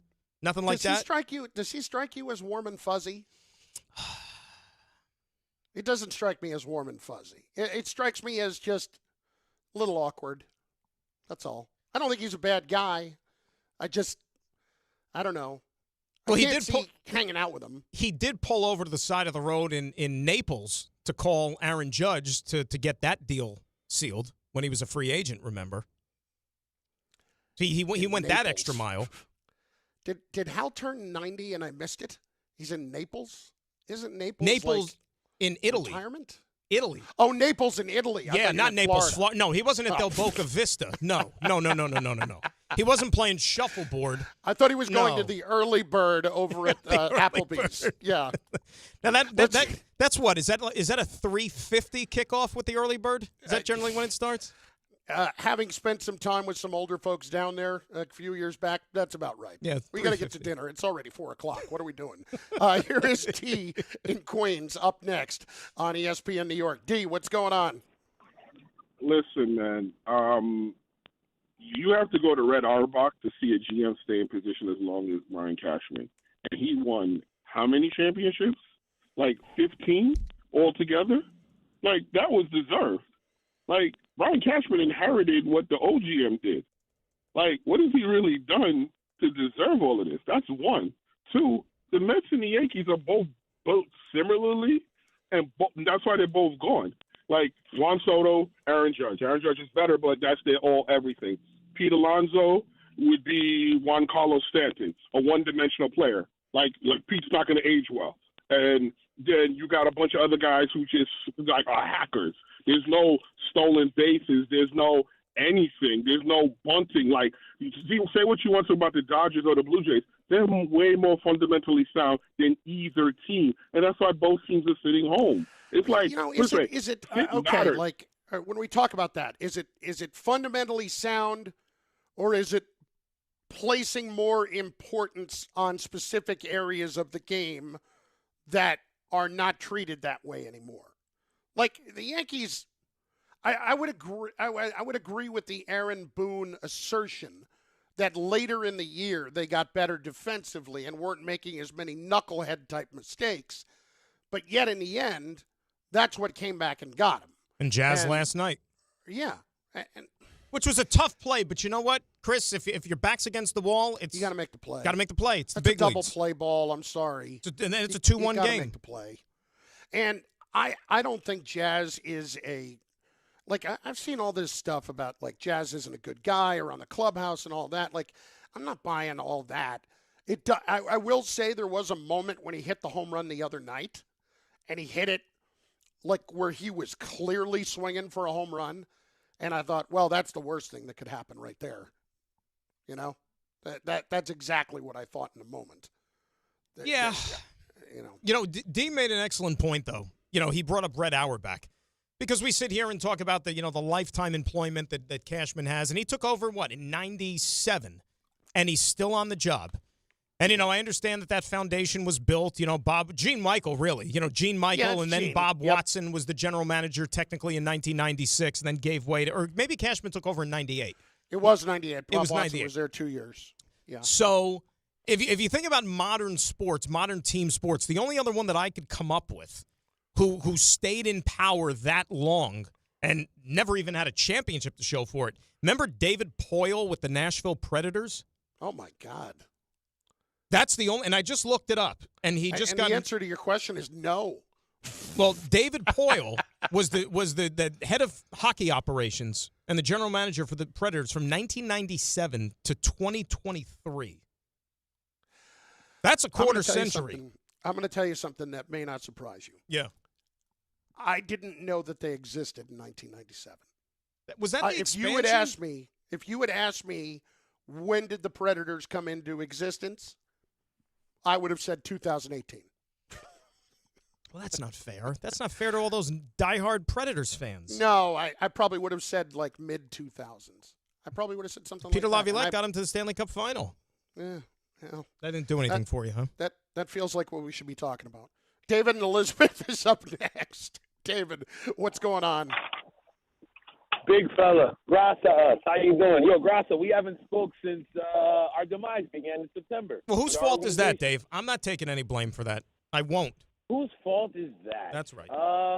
You got to put a quarter in the machine. You put a quarter in the payphone, and you pick up the phone and call. Yeah, it's not looking too good, man. It's not looking too good. I wanted to touch up on some 2 points real quick before I get to those points. Big fella, I hope you checked out that DM. You got to go to Colonial Grill, brother. Colonia Grill. I saw it. I haven't written it down, but I will check it out now that you say that. Yes, sir. It's in your old stomping grounds. I think you'll enjoy it, man. I know you're a big flavors guy. Oh, my God. Steak and fries. Delish. Graca, if you have some time, like Morristown, New Jersey, baby. Yeah. Morristown's great. Yep. You got to try it out, Graca. You'll love it. I've been to Morristown many times. Great place. Yeah, definitely up your alley. It's not too far from the organization as well. Nope. Yeah, so with Yankees, man, you guys fought a good fight.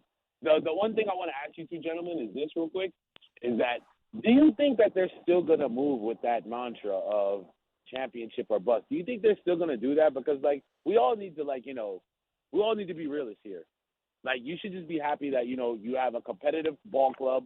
You guys go to the playoffs every year. You guys have, one of the best players in baseball. And, that's something you can hang your hat on. I think you guys should, slow down with that narrative.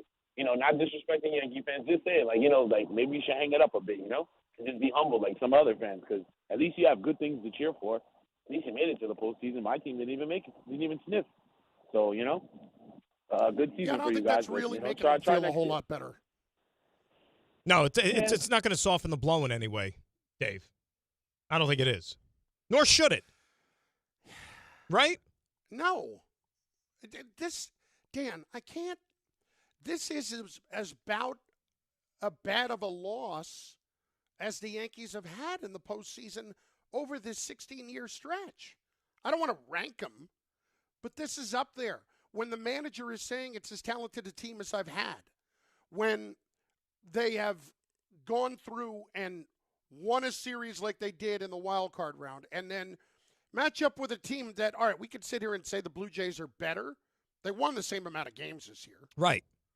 So how exactly am I not supposed to be incredibly disappointed with what just happened? Well, remember last year, okay, Yankee fans didn't want to hear it, but there were a lot of people that don't, bleed the pinstripes that looked at the Yankees' march to the World Series as being somewhat favorable. Do you agree?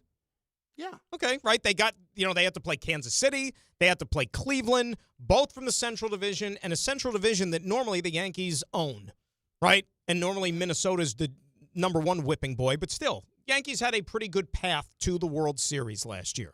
This year, played the American League East, and it was 3 tough games against the Red Sox, who got the better of them during the regular season. Give them credit for bouncing back. But last few days, they ran into the Toronto Blue Jays, a team that they were pretty much neck and neck with all season long. But, their identity has not been of a battle-tested group and one that usually finds a way out the other side. I'm talking about the Blue Jays, and they proved to be the better team. They were more clutch. They absolutely annihilated the Yankee pitching. And you want to look at, we could sit there and point to the offense. It's like pick your poison. Yankee starting pitchers in this series, not named Cam Schlittler, had a 16 ERA. A 16 ERA. Fried was awful. Rodon wasn't great. And Luis Gil gave you nothing in game 1. I'll tell you what. If at the beginning of the year you told me the whole thing about the idea that you were going to lose Cole, but you were going to get an 18-win season and a 19-win season from Rodon and Fried, I would have said, all right, then we're right back where we need to be. You can have Carlos Rodon. You can have him. Fried, I could deal with what happened because he was so brilliant that first round. Rodon, even though there were times this year where it was clearly better, whenever something goes wrong, you just have the feeling that he's not going to be able to bounce back from it and that it's going to kind of careen on him. And that's certainly what happened the other day. I know having Rodon is not a bad thing in the middle of your rotation, but I would hope that Schlittler would get to the point where he was in front of Rodon and that Gil would get back to where he was a year ago and being, back toward the top of a rotation guy. I don't know if it's doable. Okay. Like you said, you're not on Team Rodon. Okay. And I think there's a lot of people that would agree with you. 26 a pop for the next 3 years. Is that movable? Because if there's one area that you feel somewhat good about with the Yankees next year going into spring training already, it's their starting pitching. Now, assuming Rodon is back. Again, I'm just throwing out the crazy idea. Yeah. Okay? Yeah. You're going to get Cole back sometime probably in the first month, maybe by May the latest. Cole, Fried, Rodon, Gil, Cam Schlittler. Will Warren is part of the mix. Clark Schmidt will probably be back sometime in midseason. That's 7 dudes right there, and you can never have enough starting pitching, as we all know. But if you then want to shore up some of the other deficiencies you have that maybe contributed to why you're home now, maybe you have to talk turkey with somebody and move one of your surplus, if you will. Listen, in normal circumstances, at 26 a year, that shouldn't be an unmovable contract. My only question is this. The way that baseball is operated now, are there enough teams that are going to come around to the idea that having elite or at least somewhat deep starting pitching is important? And I don't know that the answer to that is yes yet, especially when you have a team like the Blue Jays go out and win on a bullpen game yesterday. So if that is an albatross that the Yankees have to wear, it's not that bad. I can deal with that. Right? I just would prefer to not have him in a situation where he was somebody that I was desperate to count on. No, and it's tough. You know what I'm saying? Like, he's always, like, he didn't have a bad season. No. It was okay. He won 18 games. Yeah. Did he make the All-Star team? He did, right? I believe he did. Okay, he made the All-Star team. Which the All-Star team is, like, what a joke, the All-Star team. Dan, you didn't by the hair of a... Also, I mean, the All-Star team. Like, Juan Soto wasn't an All-Star. Jacob Mizorowski was an All-Star after 3 games that he pitched for the Brewers. How'd that pan out in the second and by half the end of of the season, like, he was somebody that the Brewers didn't even want, like, on the mound. That's how much he struggled in the second half. He was good the other day in their playoff game, but still, like, he was that bad in the second half. But we had to put him on the All-Star team. Anyway. Like, Rodon's one of those guys, it's like, okay, it's good to have, he's there, he's a professional, he's going to give you, a quality outing, you hope. But in a big spot, do you really and truly trust him, to your last fiber? And I think most Yankee fans would say no. Who should stay and who should go? 800-919-3776, 800-919-ESPN. That's really a question that we have not tackled yet, and we will get into it more in just moments. He is Dan Graca. He is in for Bart today. I am in Chris Carlin. I am in for me today. So let's do this at 800-919-3776. It's Bart and Carlin on ESPN New York and on YouTube on the ESPN New York page. Every NFL Thursday is your chance to hit the jackpot on FanDuel. Because with FanDuel's Thursday Touchdown Jackpot, you can win a share of $2 million in bonus bets each week. To get in on this Thursday's action, all you have to do is place an anytime touchdown scorer bet before the game kicks off. And if your player scores the first or last TD of the game, you'll win your bet plus a share of bonus bets. Just visit FanDuel.com/K to take a shot at the jackpot. That's FanDuel.com/K for your chance to win a share of $2 million in bonus bets. Play your game with FanDuel, an official sports betting partner of the NFL. 21 plus and physically present in New York. Opt-in required. Must apply profit boost token on select market. Prize pool to be split equally among all eligible participants who made the correct first or last TD pick. Bonus issued as non-withdrawable bonus bets, which expire 21 days after receipt. Restrictions apply. See terms at sportsbook.fanduel.com. For help with a gambling problem, call 1-877-8-HOPE-NY or text HOPE-NY 467-369.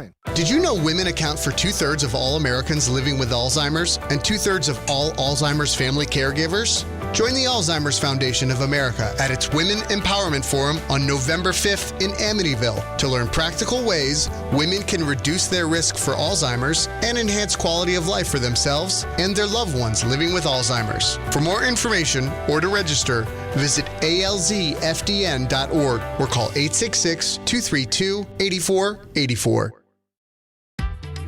Score or win this game day with Amazon Pickup, the MVP of package pickup. Need that new football jersey for the big matchup? With Amazon Pickup, you can collect your order from secure Amazon lockers or counters near you on your schedule. Whether you're running from work or home or straight to the tailgate, Amazon Pickup makes it easy and worry-free at no extra cost. Don't miss kickoff. Grab your gear and your packages when it works for you. Find your nearest Amazon Pickup location at amazon.com/pickupmvp. That's amazon.com/pickupmvp.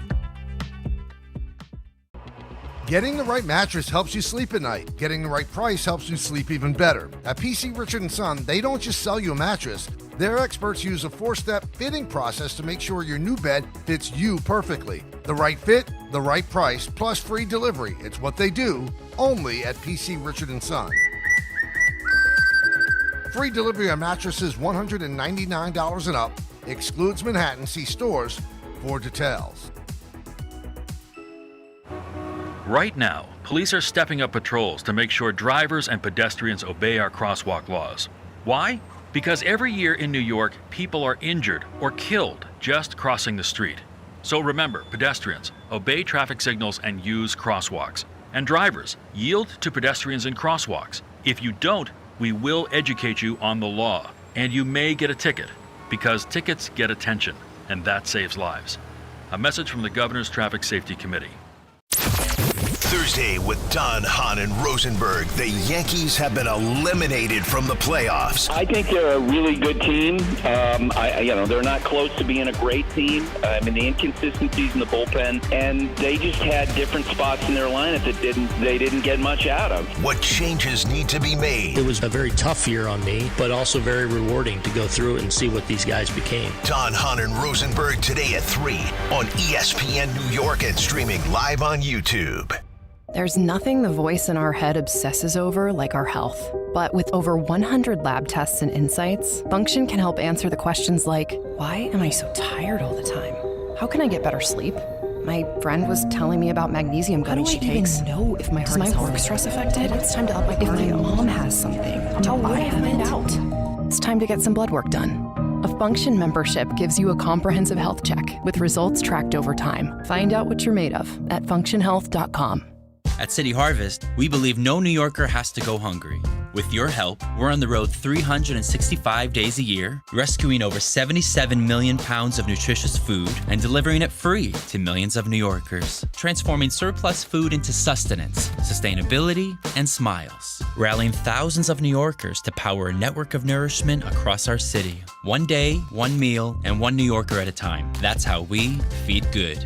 Donate at cityharvest.org.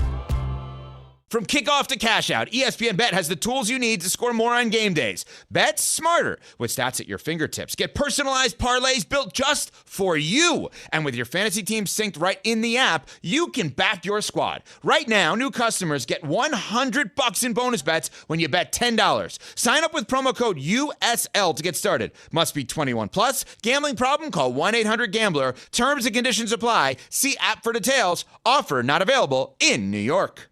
The holiday season is here, and businesses are hiring for all kinds of seasonal roles. From haunted corn maze staff to real bearded Santas, skilled, experienced workers are in high demand and hard to find. Whether you're hiring for one of these roles or any other role, the best way to find the perfect match for your role is on ZipRecruiter. ZipRecruiter's matching technology works fast to find top talent. No wonder it's the #1 rated hiring site based on G2. Try it free at ZipRecruiter.com/sports. That's ZipRecruiter.com/sports.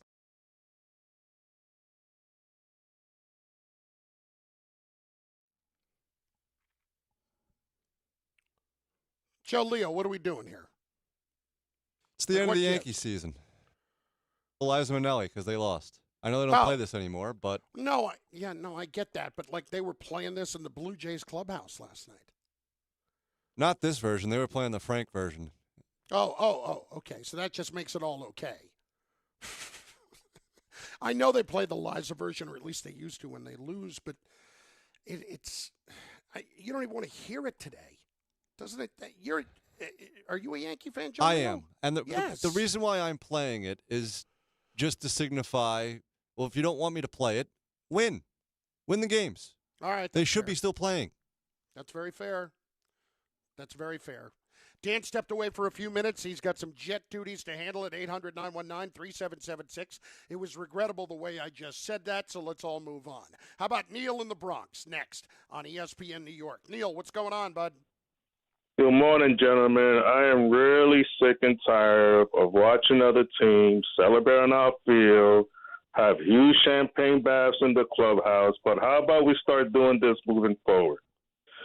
To make the Yankees play better at home, or at least to win at home and don't lose at home. The next time the Yankees are in the postseason and they lose at home, how about if we make the Yankee players clean up all the champagne off the visitors' clubhouse? Yeah, that's going to happen. Yeah, I'm sure there will be no problem making that happen whatsoever. Let's move on. Jordan in East Islip. Jordan, what's going on, dude? You're on ESPN New York. Hey, man, thanks for having me. A couple things before I get to my main point.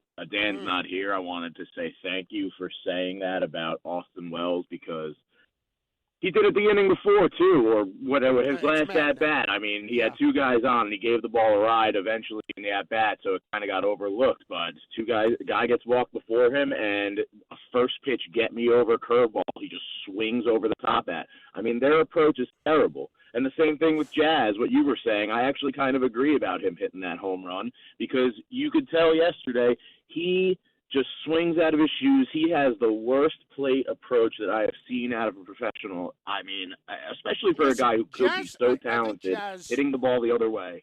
Jazz is a very, very good player, okay?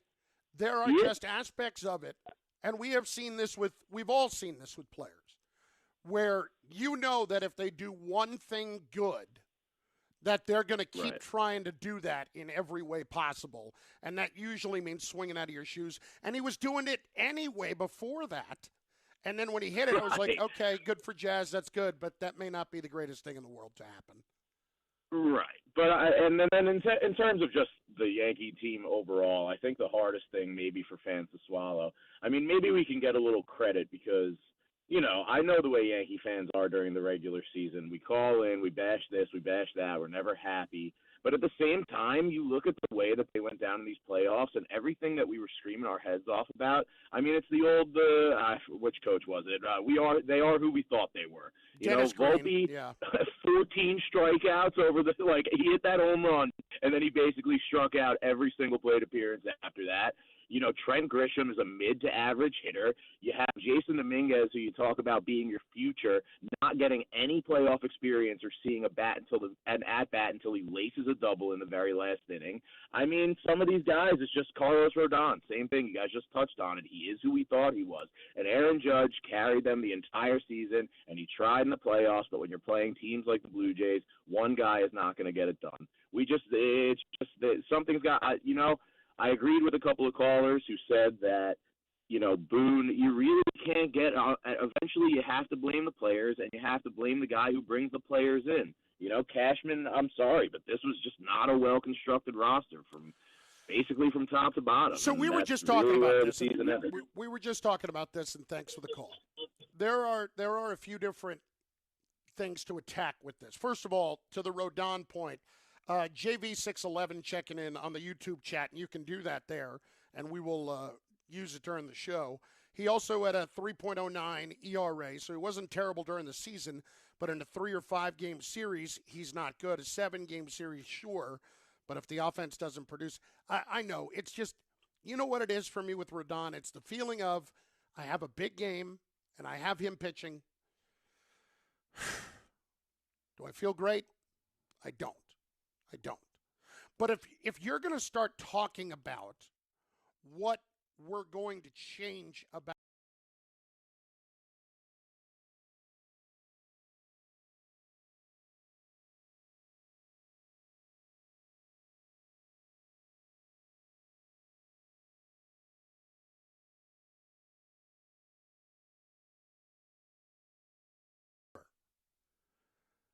man, that's hard to do. That's hard to do and expect the same. I'm more inclined to let somebody else be the sucker there. So chances are I have to address center field at some point. I don't know if that involves Spencer Jones or what, or he's a left fielder. They have to address that part of it. Dominguez isn't even somebody that could get a start in the postseason. I don't know what he is. I know he's not a good outfielder. It was sold to me that he was supposed to be the 5-tool guy, the Martian, all that crap. Well, the Martian should have just stayed on Mars during the postseason, other than the double in the 9th inning last night, which was, if I'm not mistaken, his first at bat. And then, shortstop. What are we doing about Volpe? Like, is there a legitimate conversation that's going to be had? I'm going to tell you that there's not. I don't think they're going away from Volpe anytime soon. Why? Nobody's admitting they're wrong. When you hold on to a guy that long and you won't trade him in all the deals that came up over the years, and then you did see him do it briefly in his first year, you are going to hold on to that one until the end. They did it with Gary Sanchez. I don't think it reached Gary Sanchez levels, But then again, Volpe was never going to be the offensive player Gary Sanchez was at the very top of his game. When you're Volpe, like if you can't have an honest conversation about where this is headed, all it does is prolong the inevitable. Like what over the last couple of years would change your mind off of that? What would tell you that what you're seeing is not what you're seeing? Game Time brought to you by Tullamore Dew Irish Whiskey, because when it's game time, it's Tully time. 8:15, Giants hosting the Eagles, MetLife Stadium, Thursday night football. Rangers in Buffalo to play the Sabres. Coverage begins 6:30 right here on ESPN New York. 7 o'clock, Islanders are in Pittsburgh. Dear God, we're talking about Rangers in Buffalo. Islanders are in Pittsburgh. Devils are in Carolina. Football's 1-9. Baseball's over. Holy crap. Oh, if you're into this, the division series in the National League continues with the Dodgers hosting the Phillies. That's at 6. And at 9, Cubs host the Brewers. Both games will be on ESPN 1050.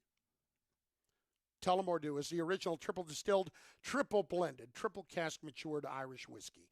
Be sure to grab a Tullamore Dew or try the new Tullamore Dew Honey during today's action. Glasses up to enjoying Tullamore Dew responsibly. It's Bart Carlin on 880 ESPN, on ESPN New York, and on the ESPN New York app, where, by the way, you can go and just tap on the tile that's right there to watch the show on YouTube. Dan Graca is in for Bart today. He stepped away momentarily. I want to continue to chat with you, and we're going to do that. I want you to get your angst out. That's what we're here for. Because chances are, if you're a Yankee fan, you don't really want to talk about the Yankees a whole lot more in the next couple of weeks. You want to just sit in your own filth of pain and disgust and just cleanse yourself of it eventually. I don't know what kind of analogy or what kind of metaphor or whatever I was going for there, whatever the word would be. I'm an English major. I was an English major. I have a degree in English major. College degrees mean nothing. With all of that in mind, we'll try to make you money gambling next on ESPN New York. This is an ad by BetterHelp. BetterHelp therapists have helped over 5 million people worldwide on their mental health journeys. That's millions of stories, millions of journeys, and behind every one is a therapist who showed up, listened, and helped someone take a step forward. Moments in therapy, like the right question, a safe space to cry, or a small win, can change lives. With over 30,000 therapists, BetterHelp is the world's largest online therapy platform, having served over 5 million people globally. And it works. With an average rating of 4.9 out of 5 for a live session based on over 1.7 million client reviews. This World Mental Health Day, we're celebrating the therapists who have helped millions of people take a step forward. If you're ready to find the right therapist for you, BetterHelp can help you start that journey. Our fans get 10% off their first month at BetterHelp.com/timeout. That's BetterHelp.com/timeout.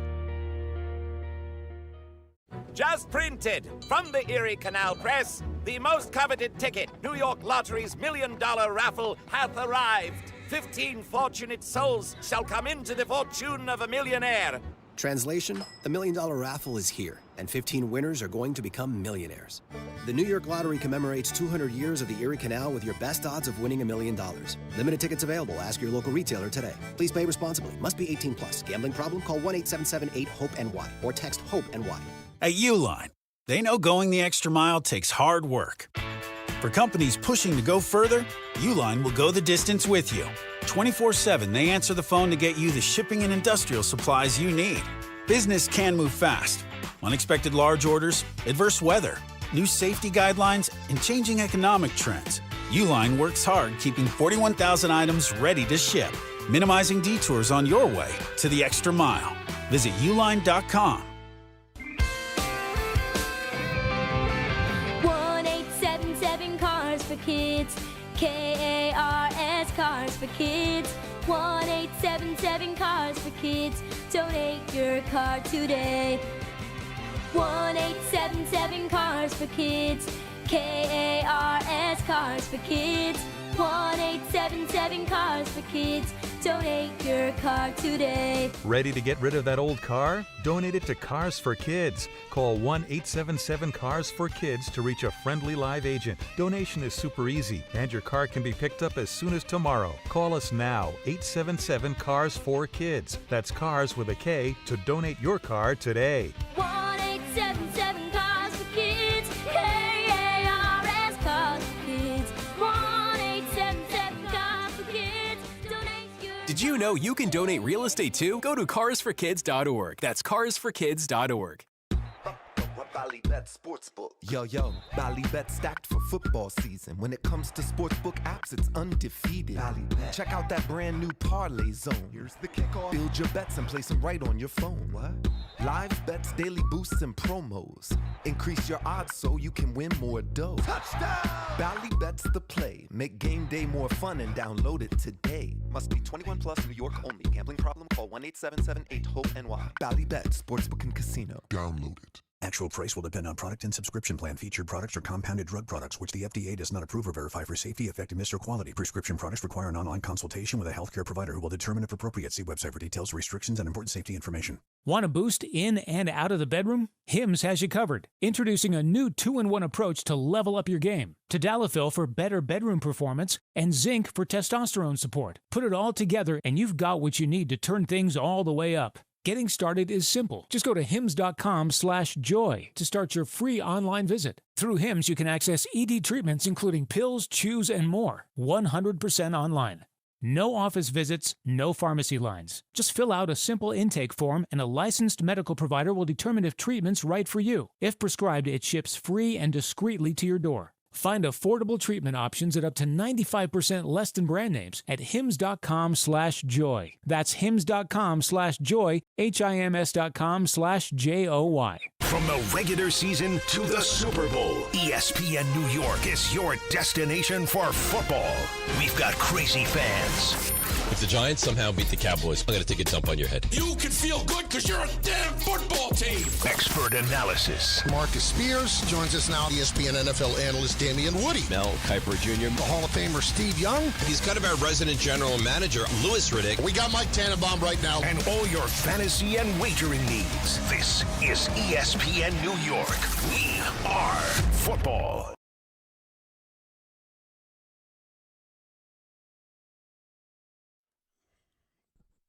Bart Carlin on ESPN New York, on the ESPN New York YouTube page, where we are also taking your comments, in addition to your phone calls at 800-919-3776, 800-919-ESPN. Shining Wizards Kevin, the good old Shining Wizards Kevin. I still have hope for Volpe. Good luck. I want to believe in him. Jersey guy. I'm a Jersey guy. He still looks like an innocent kid out there, even though he went to Del Barton, which is like, the super rich kid school. But whatever. I just personally, I don't know that I see it. I don't know that I see someone who honestly looks like he is ever going to have enough of the confidence to get it done. I don't know that I see that, and that's frustrating. A couple of others. Ray in Asheville. Now, Volpe has straight hot trash. Well, that was certainly a little aggressive. People saying feel better. Listen, here's the deal. I feel fine, and I have this voice thing. I heard Dave talking about this yesterday. This is like the worst feeling when you're in this industry, is that when you feel great, but for whatever reason, your voice disappears for a couple of days. And that's what happened the last couple of days, and I'm trying to get it back. So the other day, Michael and I are texting. And Michael, as we know, has been through much more severe bouts of this. And thank God he's fine.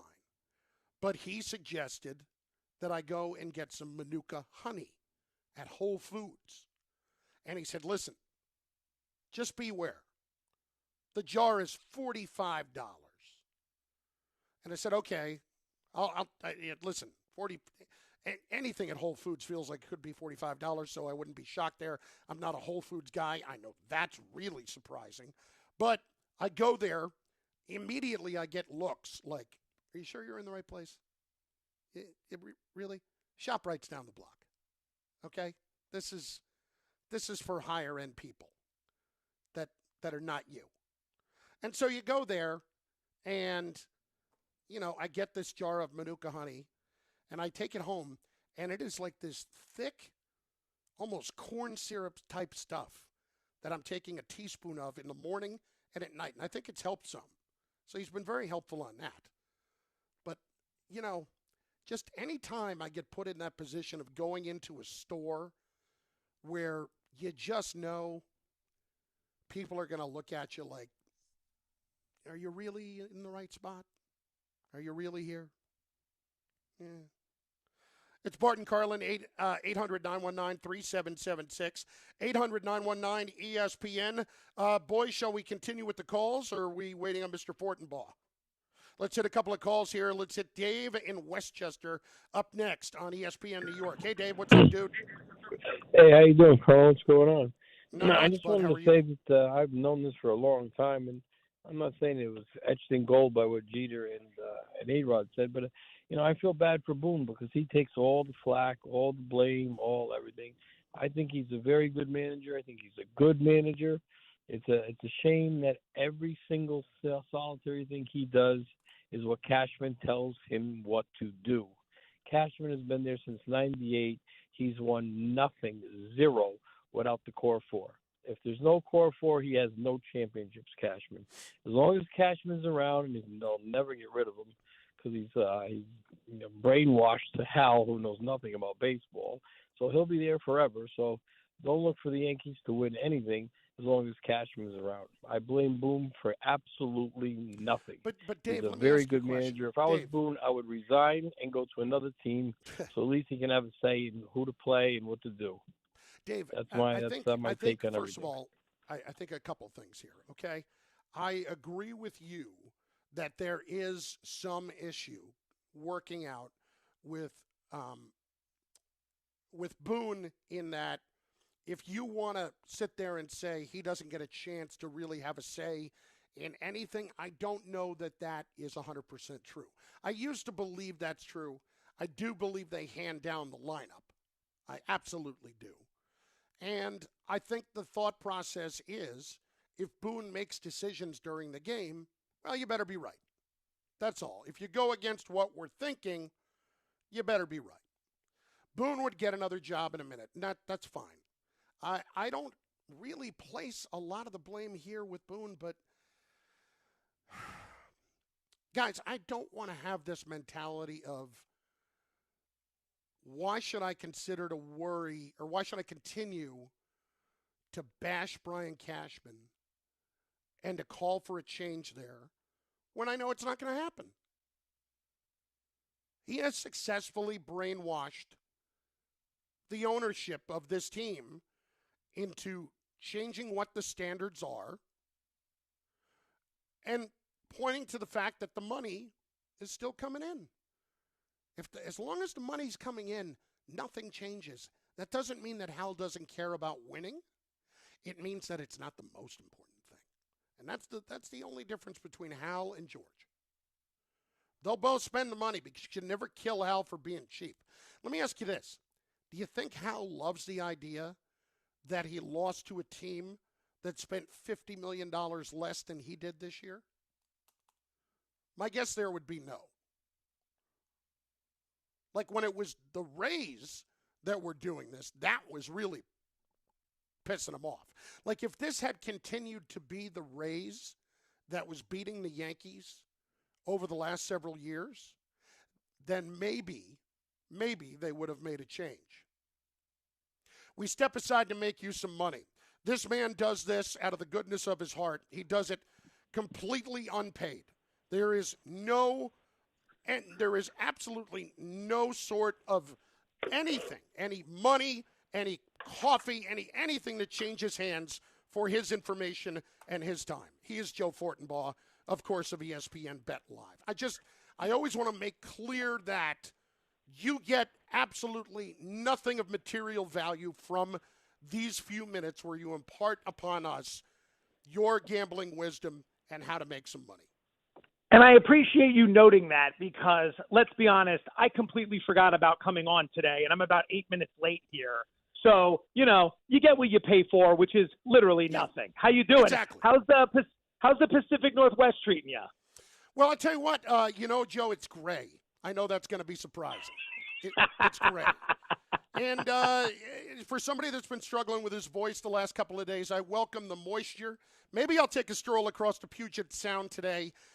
Good chance that tomorrow's Carlin's Corner Table will come from a spot out here, which I know excites you. You wait for that every week. Big fella's probably got to do a little sushi if we're in the Pacific Northwest. Incorrect. Why? Is there something better in Seattle? And it's going to surprise the hell out of you. How about that? Oh, you already have it figured out. Okay, I'll wait for the surprise. Thank you very much for the advanced tease. You know how much I love a little triple C in my life. Boom. That's how you tease. Joseph, let's get to tonight. Because also, hold on real quick. Is Bart not on the show today? Bart is in London with the Brits and the Jets. Excuse me. Okay, excuse me. All right, so we can send the big fella out to Seattle and make sure he's on. But if the former player is going to go to London, he gets the day off. I don't know if you know, in London they still use the phones where you actually have to physically dial and you hold up one piece to your ear and you yell into the phone that's on the wall. That's how they do it over there. Still, amazing. He's over there just living the dream with the blood pudding. I'm sure he's just crushing the blood pudding. But okay, enough's enough. Okay, where would you like to begin for tonight as I continue? I would want you to give me a reason why I have to watch the Giants tonight, other than the fact I'm doing it a show in New York City. How about that? I like him to cover. I like him to cover the 7.5. Not certainly. Let's be very clear here. Certainly not a big bet.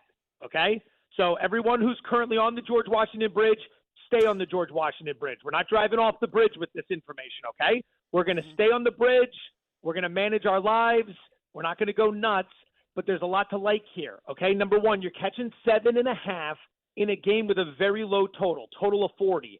I don't think we're going to see a lot of plays in this game.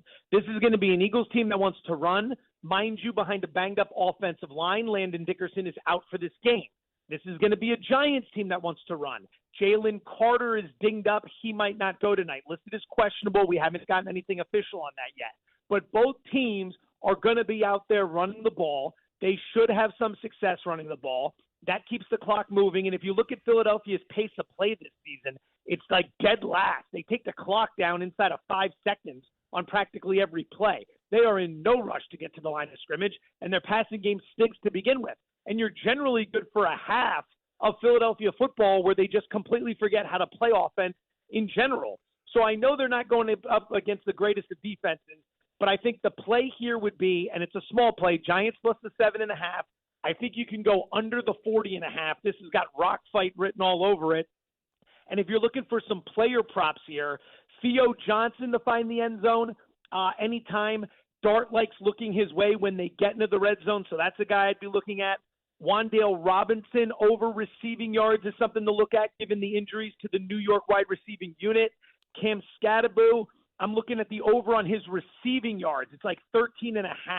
I like Dart checking down to get him the ball against Philadelphia's linebacker unit. A lot of people look to Saquon Barkley. They think he's going to have a huge game because it's the revenge spot. It's New York. The Giant run defense stinks. I don't know. The number's pretty high. It's 87.5. I think you could look to his receiving prop, though. It's like 17.5. I think you could make a couple plays there. So that's what I'm looking at for Thursday Night Football. Doesn't look like a good game, but your boy certainly found several angles for the great people of New York. As he always does. He is Joe Fortenbaugh of ESPN Bet Live. Am I wrong in saying it becomes more difficult to handicap these games that are played overseas in London and Germany? Sometimes, I guess the answer would be it depends. You know, we have some data points on teams that have gone over there before. One of the things that'll tend to throw people off can be the field. I know we had some issues with that early on because a traditional NFL field is a little bit domed in the middle for drainage purposes. Soccer pitches can't be like that, so they're completely flat.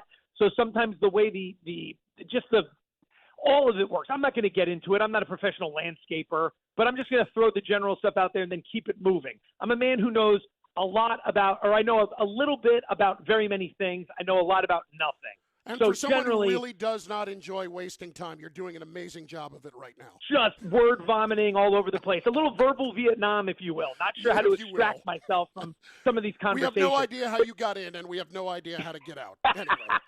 Still to this day, one of the greatest things I've ever heard from anybody, not just you, from anybody. So I would say if you're looking for a way to play London, it'd be based on what we just saw in London, which is Cleveland, who played there and now has to come back across the country to face across the water to face the Steelers, who are coming off their bye. We have never had this situation before, a team coming back from Europe to face an opponent who's off a bye week. I would be looking to Pittsburgh there. I think that's the play. As for the game that is happening over there, I do lean to the Jets plus the 7.5. They've got to be one of the unluckiest teams in the NFL with the way so many things have broken against them. They don't have a single turnover forced on defense. That's eventually going to change. They're catching 7.5 here. I would look to the Jets. It would be a small wager, of course, because, again, we're talking about the Jets here. But that's what I'd be looking at in the matchup. Well, listen, I appreciate you checking in 8 minutes late. And, the mentality all along has been Chunky's in the rearview mirror. We'll squeeze them in when we can. So thanks for that. And, again, I want to remind everybody that Joe has done this without any sort of compensation. So, yes, you get what you pay for. Thank you, my friend. Today has been a day of me disrespecting everybody. Our TV show got bumped up to 2:30, so my schedule is completely off. I got a radio hit later today where I told them flat. They were all excited. Harry and Freddie were all excited. We finally figured out a way to get me on. And then I just told them flat out, like, can't make it. Show's been adjusted. Got to drive to New York. Completely forgot about the big fella. Ray reached out and was like, hey, do you want to call in? You're late. I'm like, got to be honest, completely slipped my mind. I'm over here trying to figure out if Jalen Carter's going to play or not. But I always appreciate you, everyone at the station, and the great people of New York for listening. That I take seriously. The rest, not so much. Thanks, big fella. I'll talk to you soon. Sit tight, Chunky. We'll get to you. Thanks, Joe. That's Joe Fortenbaugh. He is my former partner on ESPN Radio. He is a funny man, and he is on ESPN Bet Live, and there is nobody more prepared day in and day out in getting you the information that you need from a gambling standpoint. 800-919-3776, 800-919-ESPN. It is Bart and Carlin on ESPN New York. We continue with your calls. Dan Graca is in for Bart. And in just moments, a little high noon is on the way. Right here on ESPN New York. Friends, it's football season, the best time of the year. You should be out there tailgating, cheering on your team, and enjoying every Sunday. But if you're dealing with neck pain, back pain, sciatica, or nerve pain, even getting off the couch can feel like a challenge. You don't have to live like that. There's help. Dr. Jay Shaw at Sandwell Pain is New Jersey's top pain specialist. He's Ivy League trained, double board certified, and is dedicated to helping you get back in the game. Here's what makes the difference. No surgery, no scars, no long recovery, no pain medication. Just precise, non-surgical image-guided procedures that deliver real results. Dr. Shaw treats neck pain, back pain, joint pain, migraines, nerve pain, and sciatica with a plan that's customized for you. Same-day and next-day appointments are available, and with offices in Woodbridge, Livingston, and Inglewood, relief is always close. So don't let pain keep you on the sidelines this season. Visit SandwellPain.com to call, text, or book online. Most major insurances are accepted. That's SandwellPain.com. Relief is closer than you think, and it starts today. 880 ESPN, WHSQ, and WCBS-FM HD2, New York. A Good Karma Brands radio station. Ballybet Sportsbook. Yo, Ballybet stacked for football season. When it comes to sportsbook apps, it's undefeated. Ballybet. Check out that brand new parlay zone. Here's the kickoff. Build your bets and place them right on your phone. What? Live bets, daily boosts, and promos. Increase your odds so you can win more dough. Touchdown! Ballybet's the play. Make game day more fun and download it today. Must be 21 plus, New York only. Gambling problem? Call 1-877-8-HOPE-NY. Ballybet Sportsbook and Casino. Download it.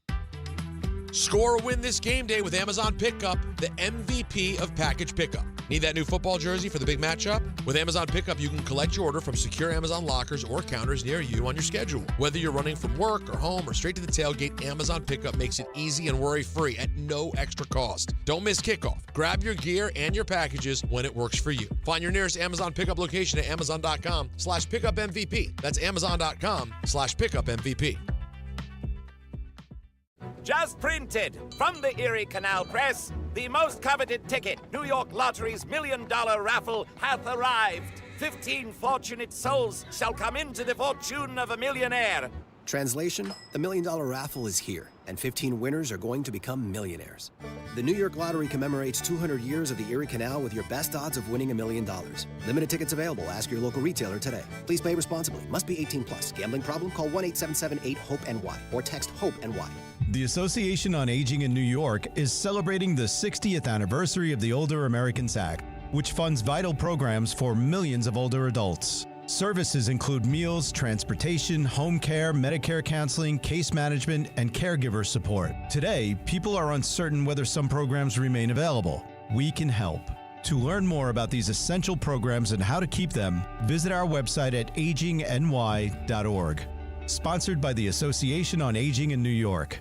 Texting enrolls you in a recurring automated marketing text messages. Consent not required to purchase. Message and data rates may apply. The team's looking good this season. I think so. Man, I miss playing football. Ever since I turned 40, I just can't find that fire I used to have. Think it could be lower testosterone? What do you mean? I was feeling the same way. After 40, the body has less testosterone, and men lose their edge. That's why I take Nugenix Total T2. That's the testosterone booster, right? Yes, but Total T2 is their brand new formula that skyrockets nitric oxide levels in as little as 3 hours. Since I started taking it, I've been lifting like when we played for Coach Carter. My energy is way up, and it even spiced up things between me and the missus. Are they still giving out complimentary bottles? Yep, just send a text. Text BILL to 231231 for your complimentary bottle of Nugenix Total T2, the next generation testosterone booster. Text now and we'll include a bottle of Nugenix Thermo X, our newest, most powerful fat burner ever, absolutely free. Text BILL to 231231. That's BILL to 231231. These statements have not been evaluated by the FDA. This product is not intended to diagnose, treat, cure, or prevent any disease.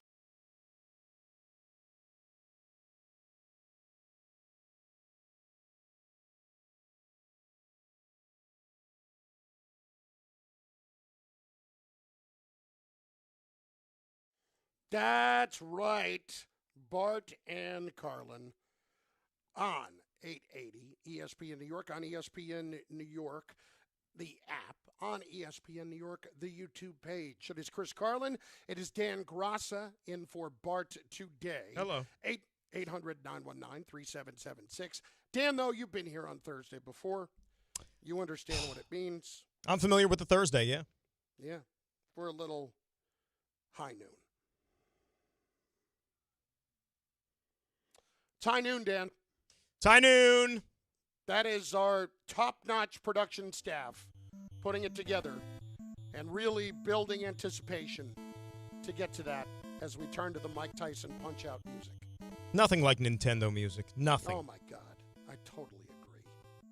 Were you a punch-out guy? Were you a Contra guy? What were you? Not so much Contra. Of course, I was a punch-out guy. Some days you would kind of, want to cut corners and type in the code to get right to Tyson, or get to Super Macho Man, who was right before Tyson. Yeah. Either or. Did you ever beat Tyson? Oh, I kicked his you-know-what. Yeah. You just let him throw uppercuts for the first minute or whatever it is, and then you just tee off after that. You just got to play defense for the first little while. Keep throwing that jab. You know, it was the one that stumped me a couple of times until I finally figured out. Remember King Hippo? King Hippo, you couldn't hit him. No, you just had to hit him that one time in the gut. Right. He was impenetrable, though. You couldn't land the punch. What about the guy that used to fly all over the ring? What was his name? I forget who that was.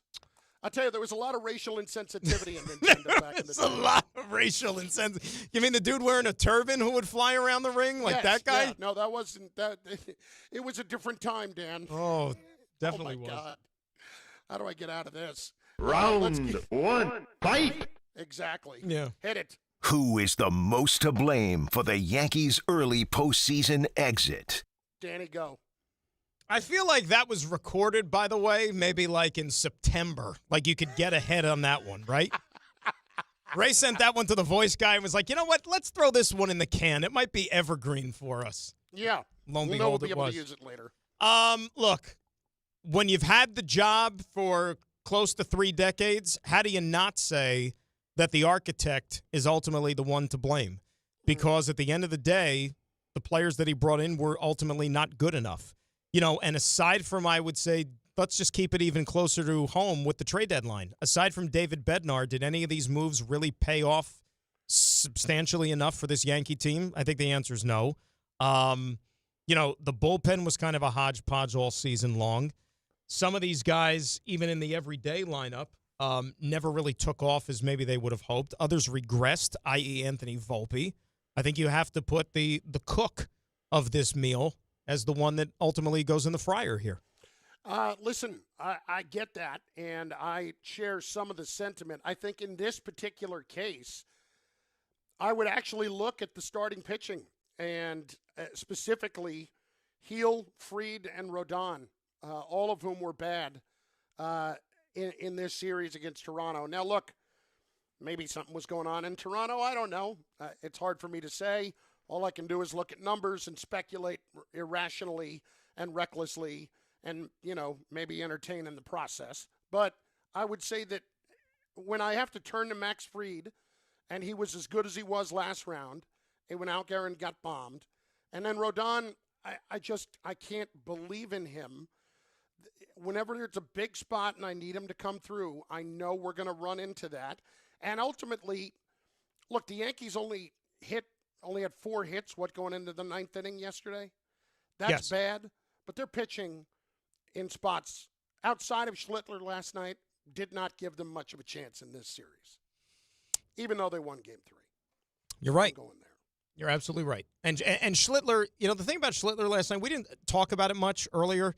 He wasn't bad by any stretch. No. He just wasn't as dominant as he was against the Red Sox. Yeah, he was good enough to win. He was absolutely good enough to win. I personally find that even more encouraging that, not anybody can do what he did against the Red Sox. He obviously was incredible. But the fact that he can give you a really good chance to win when he has what he had last night, man, that speaks well for the future. Yeah, just 12, in this moment. 12 punchies against the Red Sox, and then last night against a team that doesn't strike out as much, he only had a couple, right? I mean, because the lineups are constructed differently. Did you just call a strikeout a punchy? That's a punchy, yeah. A punchy? That's a punchy. Yep. I've never heard that one before. You could use it. Feel free to use it. I don't hate it. We got a lot of baseball to play this year. There's going to be a lot of punchies between now and the end of October. Most of which we won't be paying attention to. Next. Round 2, fight! Should the Yankees prioritize re-signing Cody Bellinger this offseason? See, this is interesting to me. I know everybody's thought process is, well, look at everything he does. He could play center field, play the outfield, he could play first base, and the guy was fantastic this season. I'd be careful. Look at Bellinger's history really since 2019. It was a former MVP, but he has been so up and down. He's had these massively disappointing seasons, and the inconsistency scares me a little bit. Would I bring him back? I would. Do I have to commit to him to a ridiculous amount of money? It's Scott Boras. So certainly the suggestion would be yes. I would be very careful on the Cody Bellinger front.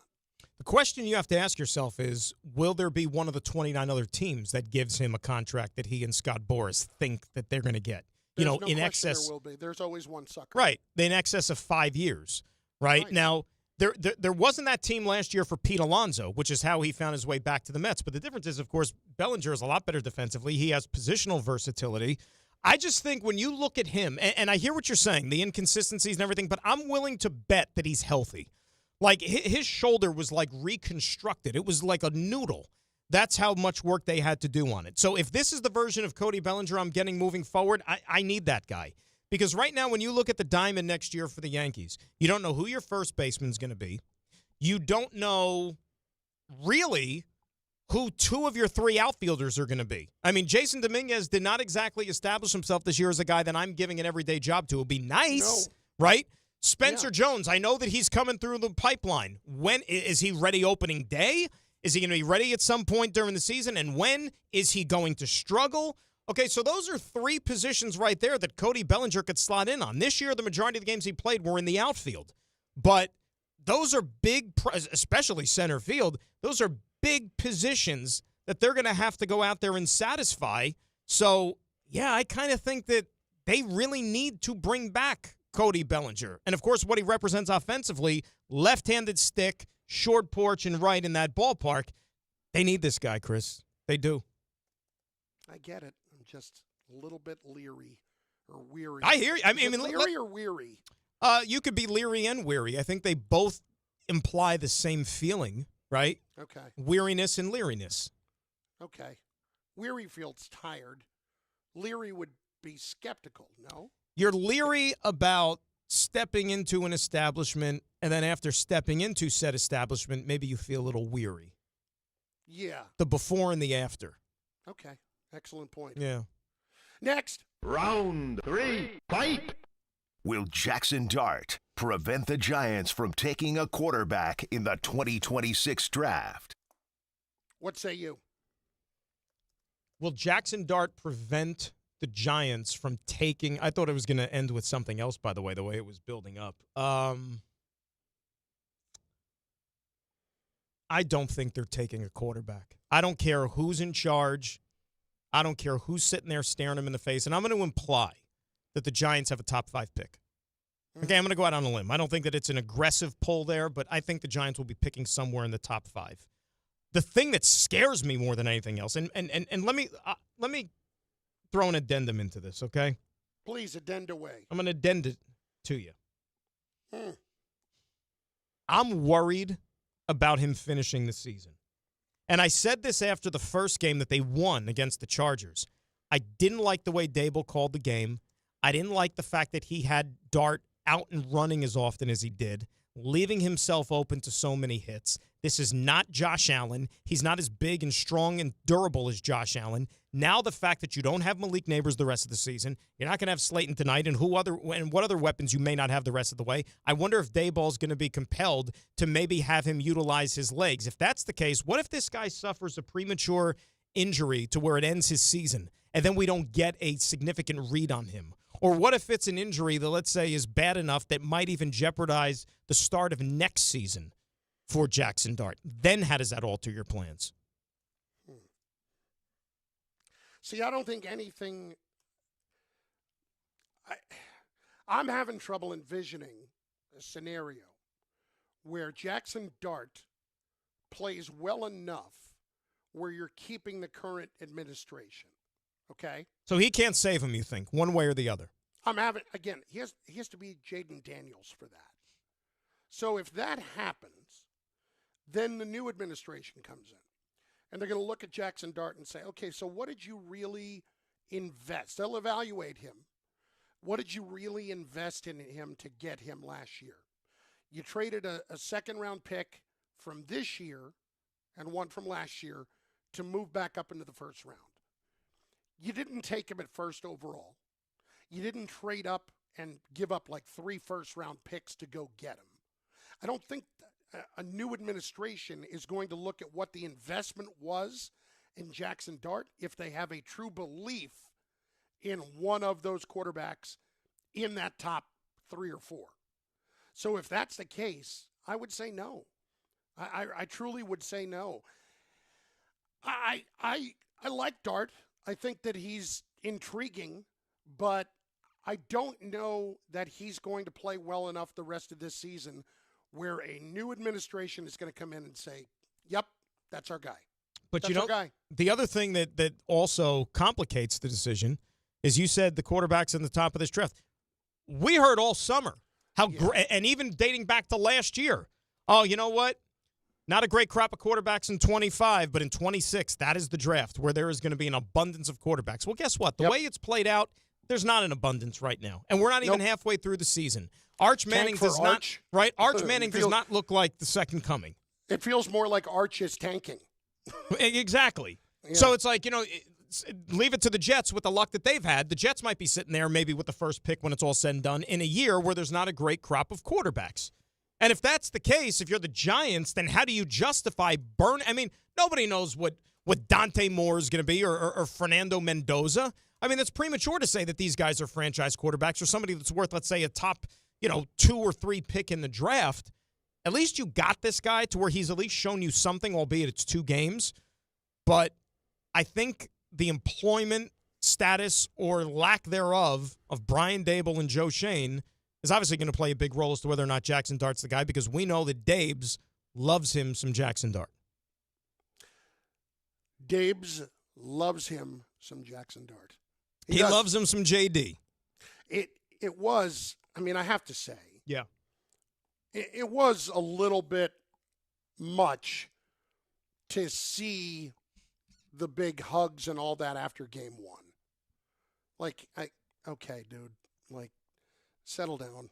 He hugged him on one side of the field, and then he ran across to the other side of the field, and then did it again in front of the other cameras. Okay, we get it. This is your meal ticket at this point. Yeah, it's let's give him more than a couple of games. Before you really want to hitch your wagon to this guy to where there's no guarantee how this story is going to end, unfortunately. 800-919-3776, 800-919-ESPN. It is Bart and Carlin. It is Dan Graca in for Bart, who is over with the Brits for the Jets this weekend on Sunday morning. How early does the pregame begin this Sunday for you? That is going to be the standard 2 hours before. So we are looking at a 7:30 kickoff for the pregame. Right. So that means we're probably, as far as the Graca Sunday morning routine, you're probably looking at an alarm somewhere in the 5:30 range. So it'll be dark. Do you do that from the studios of said radio station? Correct. iHeart, over at the iHeart in the city. Yeah. Okay. So we'll be over there. So I got to get up early. I'll have everything ready to go the night before, but I need to swing by my local breakfast establishment to be able to secure nourishment for that long morning / early afternoon. I checked with them this morning. They open up at 5, so that'll be plenty of time for me. And I love where your head's at. You're checking in important. and see how early they're open on Sunday. I love it. You have to. And you got to plan. Let me tell you this, and you can appreciate this, and I think a lot of people can appreciate this. Okay, we all eat. You check and see what time it's open because, all right, they might unlock the door at said time, but then they got to actually get their hands dirty, and then they got to start making the bagels. Yep. And bagels don't take 5 minutes. So I need to know, you're open at 5, when am I going to have hot bagels ready for purchase? So by the time I roll in, maybe around 6, we should be good to go. Okay. I like where your head's at. You got to. You and Johnny Pickham's, I really have underestimated, because you're both in relatively good shape, the importance of food and scheduling in your lives. And I have an appreciation for that. It's not just a food thing. Oh, Chunky likes to talk about food. We get it. No, it's just the attention to detail. That's what it is. Well, it's kind of, you have to fend for yourself and plan ahead, only because, and I'm not I don't want sympathy by any stretch. This isn't a don't cry for me Argentina situation. But yeah, it's an early game, and it might be over around, let's say, 12:30, but then we got the 2-hour post game. So we're not wrapping up until 2:30, 3 o'clock, which means, remember, I'm up at 5:30, and then to wrap up your day at 3, I'm going to get a little hungry. That stomach's going to be doing some talking, some chit-chat. Yeah. You got to keep woofing some stuff down there to fuel the car. Yeah, understood. Now, that's still you and Freeman McNeil, correct, on the pre- and post game? See, that's a good one. Thank you. That's a good one. Number 24, Freeman McNeil. No, it's a guy who played with Freeman McNeil, as a matter of fact. It's Mr. Buttle. Mr. number 51, yes, who is still as fresh as a whippersnapper. Back in the day when Freeman used to do the pre- and post game with Ian Eagle, you would really, at halftime, have to go looking to see if Freeman was out on the ledge. If things were not going well, he was bleeding jet green, and he was so bummed out when things are bad. I'm not going to throw anybody under the bus by name, but where I thought you were going with this, and it wasn't just back in the day. Like you said, back in the day, there were other players. It wasn't just one guy holding down the analyst role like Greg has done for the last 25 years or whatever. So they had like a revolving door of guys. There was one player in particular, legend has it, who during the games would disappear to go take a snooze and then would come back on when it was time to break down and analyze the game. Oh, that's amazing. He could have probably been more qualified to break down the siesta that he took. And this was a regular thing, guys apparently. that I've worked with over the years that might have gone and let me step out for a little bit. Oh, there's somebody that there's a young woman I might go visit during the first half. Yes, an acquaintance, a rendezvous. It's Bart and Carlin on 880 ESPN, on ESPN New York, on the ESPN New York app, over on YouTube as well. We've done a lot of Yankees today. We will do a little bit of Giants, but more. It's about the end of the Yankees season, and that's what we want to hear from you on. Your angst, your pain, everything that you're feeling right now at 800-919-3776. Also in the comment section on the YouTube page. Let's get to Frank in Newark up next on ESPN New York. Frank, what's going on? Hey, what's going on, guys? I wanted to chime in on the Giants for a second, if that's okay. Okay. I got to be honest, Frank. I took you by accident. So my stupidity is your luck. Go ahead. The one thing I want to say is right now I'm mentally removing myself from even thinking that Shane and Dable are going to be back next season. I'm looking at Jackson Dart as a quarterback, and I'm also thinking to myself that, yes, no other regime that steps in is going to be want to be married to the quarterback if they don't get to choose one. So at this point, I'm thinking we don't know what next year's draft class is going to look like at quarterback. We have prospects, and we don't know what the free agency market is going to look like at quarterback either. So right now, at least we can look at Jackson Dart and say we have a quarterback on the roster with 2 years, was in his second year walking in. They had some experience that can probably get us through through the season until we decide whether or not we put the jury out on this kid or not. Well, it depends on the quarterback, right? Right, Frank? And thanks for the phone call because, that's such a throwaway line, Chris, about, well, if you're going to get a new – and this is for any team. If you're going to get a coach, they're going to want to pick their own guy. Or a new general manager, they're going to want to pick their own quarterback. Well, did Jim Harbaugh want to pick a new quarterback when he took the Charger job and Justin Herbert was there? No. Right? If you have a quarterback that is proven to be okay or somebody that you can work with, you're not going to want to pick another quarterback. You're going to ride with that guy. Or that quarterback makes the job appealing and attractive to somebody who has options. Jim Harbaugh looked at it, evaluated it. There was talk at the time, is he going to want to go get J.J. McCarthy? Is he going to want to bring his guy in?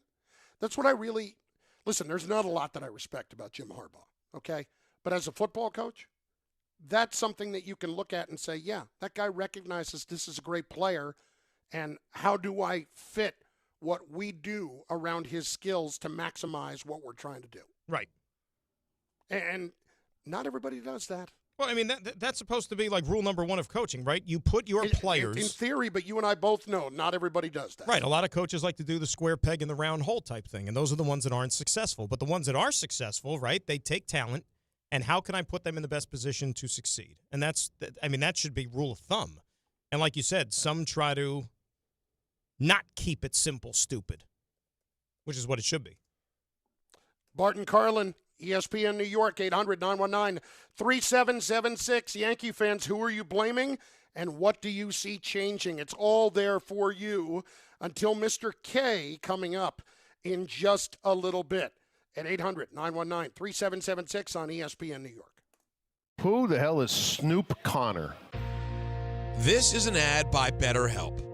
BetterHelp therapists have helped over 5 million people worldwide on their mental health journeys.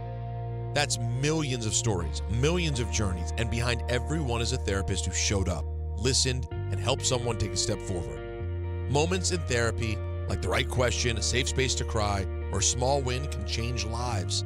With over 30,000 therapists, BetterHelp is the world's largest online therapy platform, having served over 5 million people globally. And it works, with an average rating of 4.9 out of 5, for a live session based on over 1.7 million client reviews. This World Mental Health Day, we're celebrating the therapists who have helped millions of people take a step forward. If you're ready to find the right therapist for you, BetterHelp can help you start that journey. Our fans get 10% off their first month at BetterHelp.com/timeout. That's BetterHelp.com/timeout. Just printed from the Erie Canal Press, the most coveted ticket, New York Lottery's $1 million raffle, hath arrived. 15 fortunate souls shall come into the fortune of a millionaire. Translation, the $1 million raffle is here, and 15 winners are going to become millionaires. The New York Lottery commemorates 200 years of the Erie Canal with your best odds of winning $1 million. Limited tickets available. Ask your local retailer today. Please play responsibly. Must be 18 plus. Gambling problem? Call 1-877-8-HOPE-NY or text HOPE-NY. Thursday with Don, Hahn, and Rosenberg, the Yankees have been eliminated from the playoffs. I think they're a really good team. They're not close to being a great team. The inconsistencies in the bullpen, and they just had different spots in their lineup that they didn't get much out of. What changes need to be made? It was a very tough year on me, but also very rewarding to go through it and see what these guys became. Don, Hahn, and Rosenberg today at 3 on ESPN New York and streaming live on YouTube. Getting the right mattress helps you sleep at night. Getting the right price helps you sleep even better. At PC Richard & Son, they don't just sell you a mattress. Their experts use a 4-step fitting process to make sure your new bed fits you perfectly. The right fit, the right price, plus free delivery. It's what they do, only at PC Richard & Son. Free delivery on mattresses $199 and up. Excludes Manhattan. See stores for details. At Uline, the prevailing opinion is, if you don't live it, you don't believe it. The people at Uline believe in hard work, and they live it by being there 24/7 to answer your call, having 41,000 items in stock, and offering same-day shipping from 12 locations across North America. Business owners, sellers, buyers, shippers, and packers believe it. Uline is the hard-working, dependable source for your shipping and industrial supplies. Visit uline.com. The Association on Aging in New York is celebrating the 60th anniversary of the Older Americans Act, which funds vital programs for millions of older adults. Services include meals, transportation, home care, Medicare counseling, case management, and caregiver support. Today, people are uncertain whether some programs remain available. We can help. To learn more about these essential programs and how to keep them, visit our website at agingny.org. Sponsored by the Association on Aging in New York. 1-877 Cars for Kids. KARS Cars for Kids. 1-877 Cars for Kids. Donate your car today. 1-877 Cars for Kids. Donate your car today. Ready to get rid of that old car? Donate it to Cars for Kids. Call 1-877-CARS-FOR-KIDS to reach a friendly live agent. Donation's super easy, and your car can be picked up as soon as tomorrow. Call us now, 1-877-CARS-FOR-KIDS. That's Cars with a K to donate your car today. 1-877 Cars for Kids. KARS Cars for Kids. 1-877 Cars for Kids. Donate your car today. Did you know you can donate real estate too? Go to carsforkids.org. That's carsforkids.org. Hey, it's Kirk Herbstreit. On game day, great prep makes all the difference. Same goes for your pizza. That's why I go with Frigidaire Stone-Baked Pizza Oven. Fresh pizzas go from dough to done in just 2 minutes. Whether you're throwing a party or squeezing in dinner between plays, this oven delivers hot, crispy, restaurant-quality pizza right from your kitchen. Only from Frigidaire. Game-ready pizza. Get it today at the Home Depot. How doers get more done. Rich Eisen here for Sonos, the speakers that bring every game to life in my own house. With studio quality sound, Sonos makes you feel like you're right there in the stadium. Whether you're cheering on your team, binging your favorite show, or listening to the hottest songs, Sonos fills every room with incredible sound. Setup is easy. Just plug in, open the Sonos app, and you're ready to go. Want stadium quality sound at home just like me? Because I love Sonos. You will too. Explore soundbars, speakers, and more at Sonos.com. Sonos. They look as good as they sound.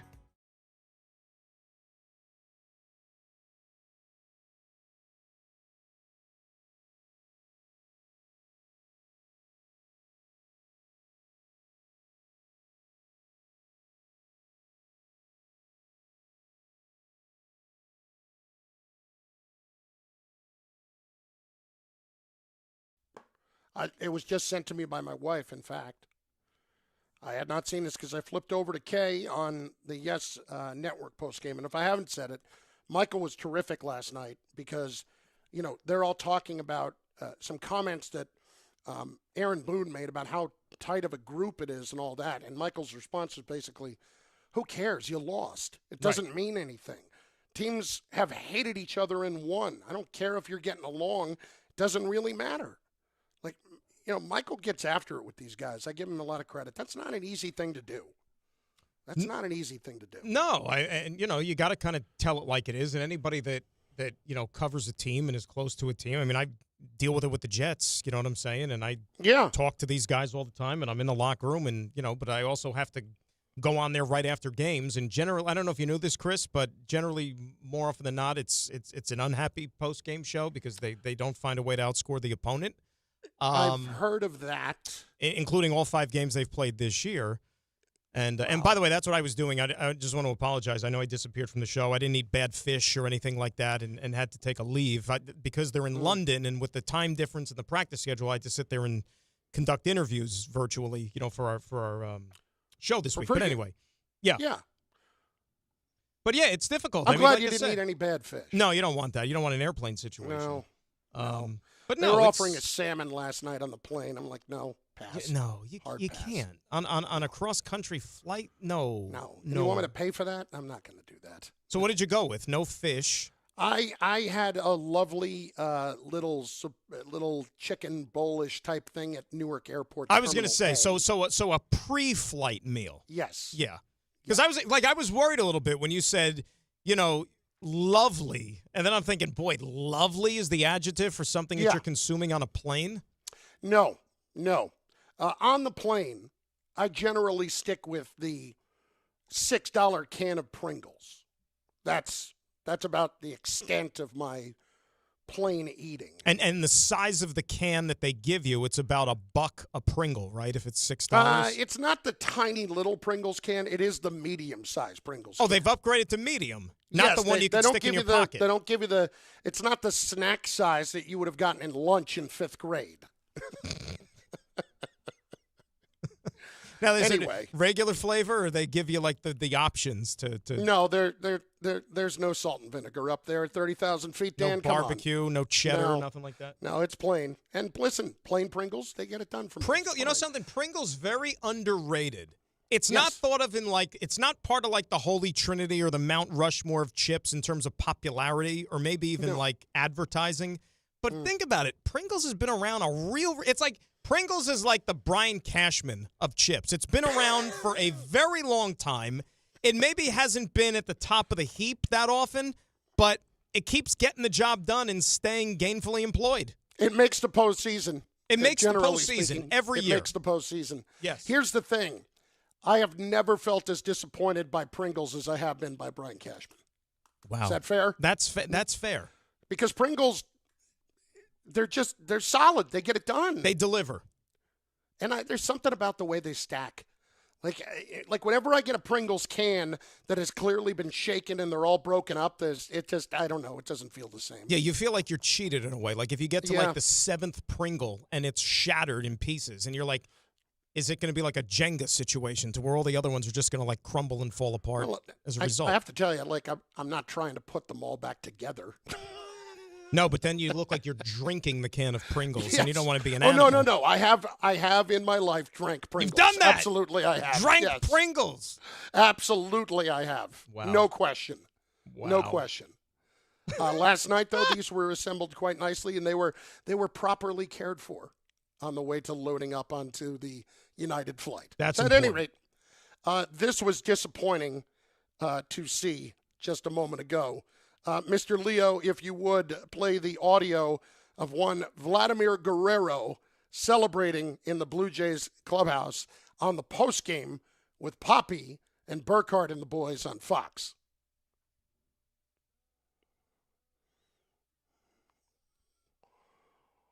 Oh, wow.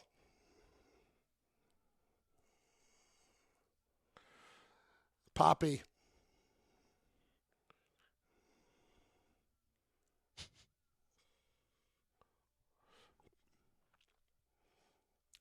What do you think of it? What do you think about if Sterling was sitting at home watching that in a smoking jacket, and not smoking anything, but a smoking jacket with a lovely pre-sleep aperitif, watching that in the postgame show? Or maybe he's got a pipe or something like that. He'd be like, would Some you slippers. look at that? Isn't that something? Gone but never forgotten. Then maybe he'd call Susan and be like, Susan, would you look at that? Oh, the game is over, and they're channeling my call. They still can't forget me. My shadow casteth upon Yankee Stadium forever. So you take that, and then you compound it with the fact they're playing Sinatra and New York, New York, while they're dousing each other with champagne. And then you had, did you see John Schneider's speech? Like I guess what they caught on camera, like before they popped the champagne and it went. I did not. John Schneider, addressing the Blue Jays. Maybe Joe could find that or something. Again, I was locked in on the Yes post game last night, so I did not get to see any of the Fox one. I don't remember if I saw it on Fox or I just saw it on the internet, like they posted or something. But he's giving his speech to the guys. You fought hard. You put in the work all year. Blah blah blah blah. And then he ends it with, "Start spreading the news." And then they pop wow. Yeah. They had those all stored up. I'll tell you what. As hated as they were back in the day, it feels still like a lot of teams really do hate the Yankees. There is going to be that. It's an inferiority complex, don't you think? Sure. But I didn't realize, I don't know, maybe it's just me. The intensity has not felt anywhere near what it used to feel like. Am I wrong in that? You don't think the vitriol is as bad as it used to be? No. Well, I'll tell you why that is. Because the Yankees haven't won in 15 years. Nobody looks at the Yankees as invincible anymore. No, of course not. There was an air of invincibility about them. When they ran off the 4 and 5 years, that was a dynasty, okay? And they should have won in 2001, let's face it, or they could have easily won in 2001. We know that. They were right back in the World Series in 2003, lost again.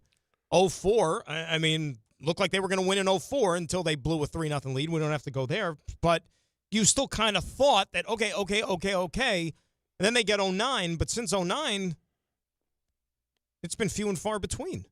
Yeah.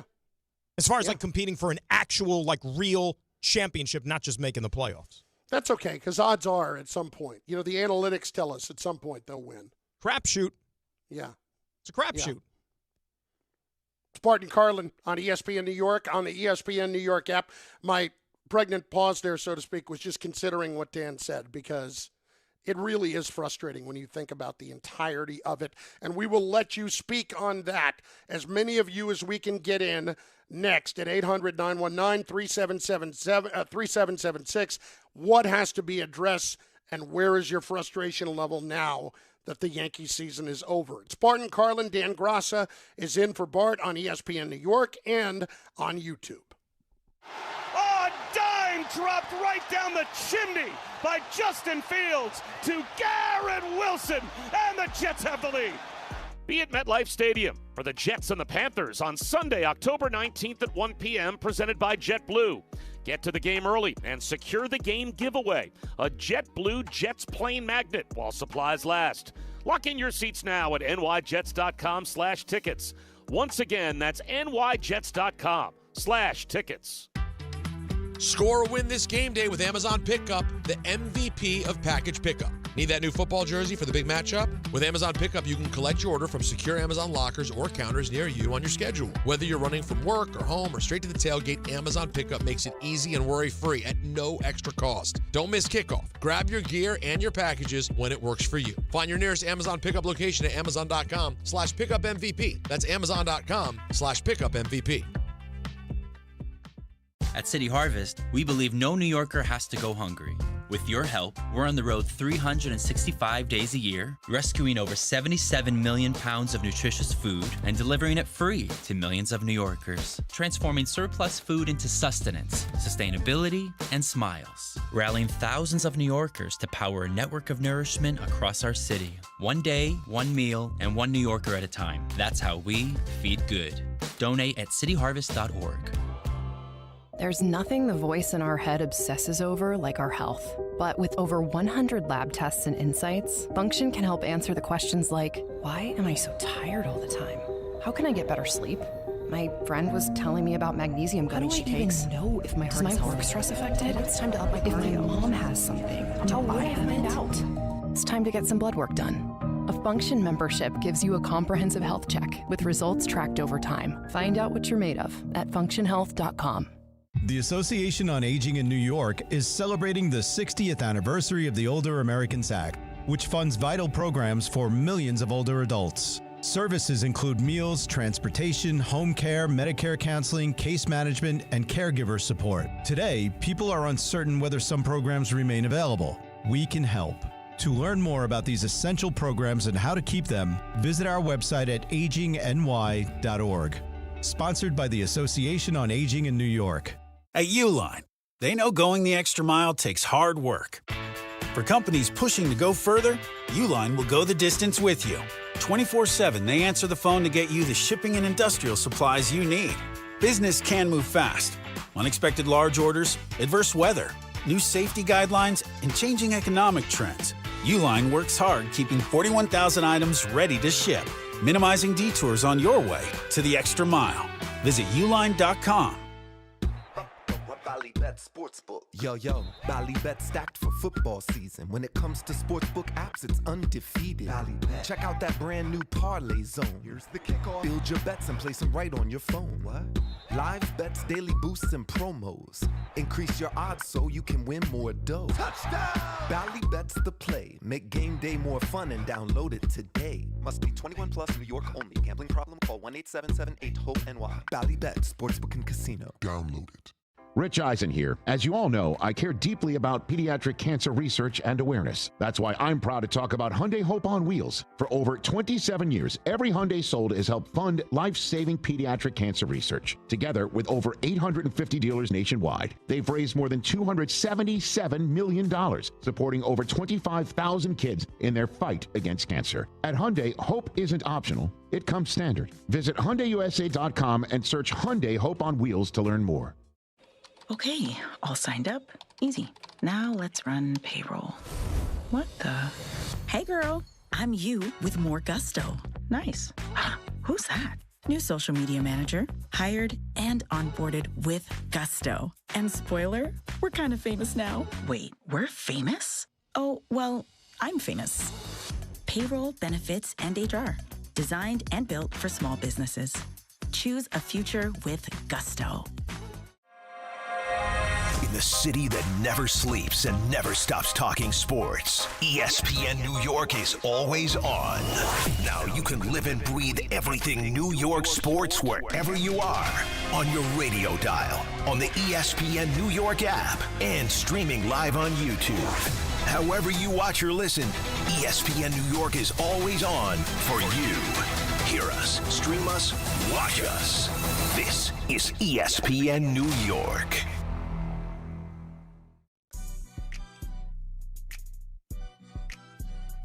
All right, let's hit them as many as we can get in. 800-919-3776 before Mr. K.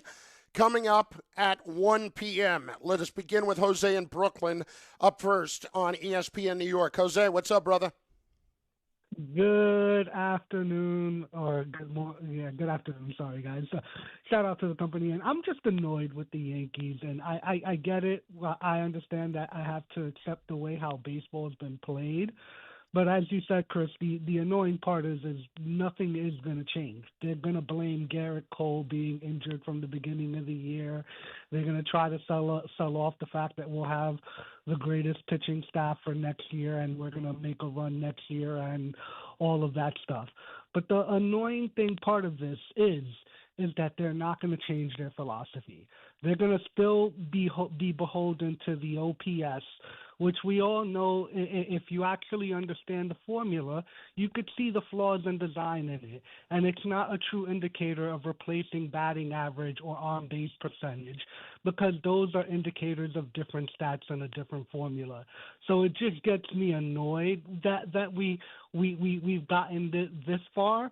But as we all know, if you have a high OPS, that could mean a determinant of amount of things. And usually that can mean that someone with a low batting average but has a lot of home runs can be able to inflate that OPS stat. So thank you for your time. I want to thank you. Yeah, listen, I mean, none of that is new, and I know what all the analytics say.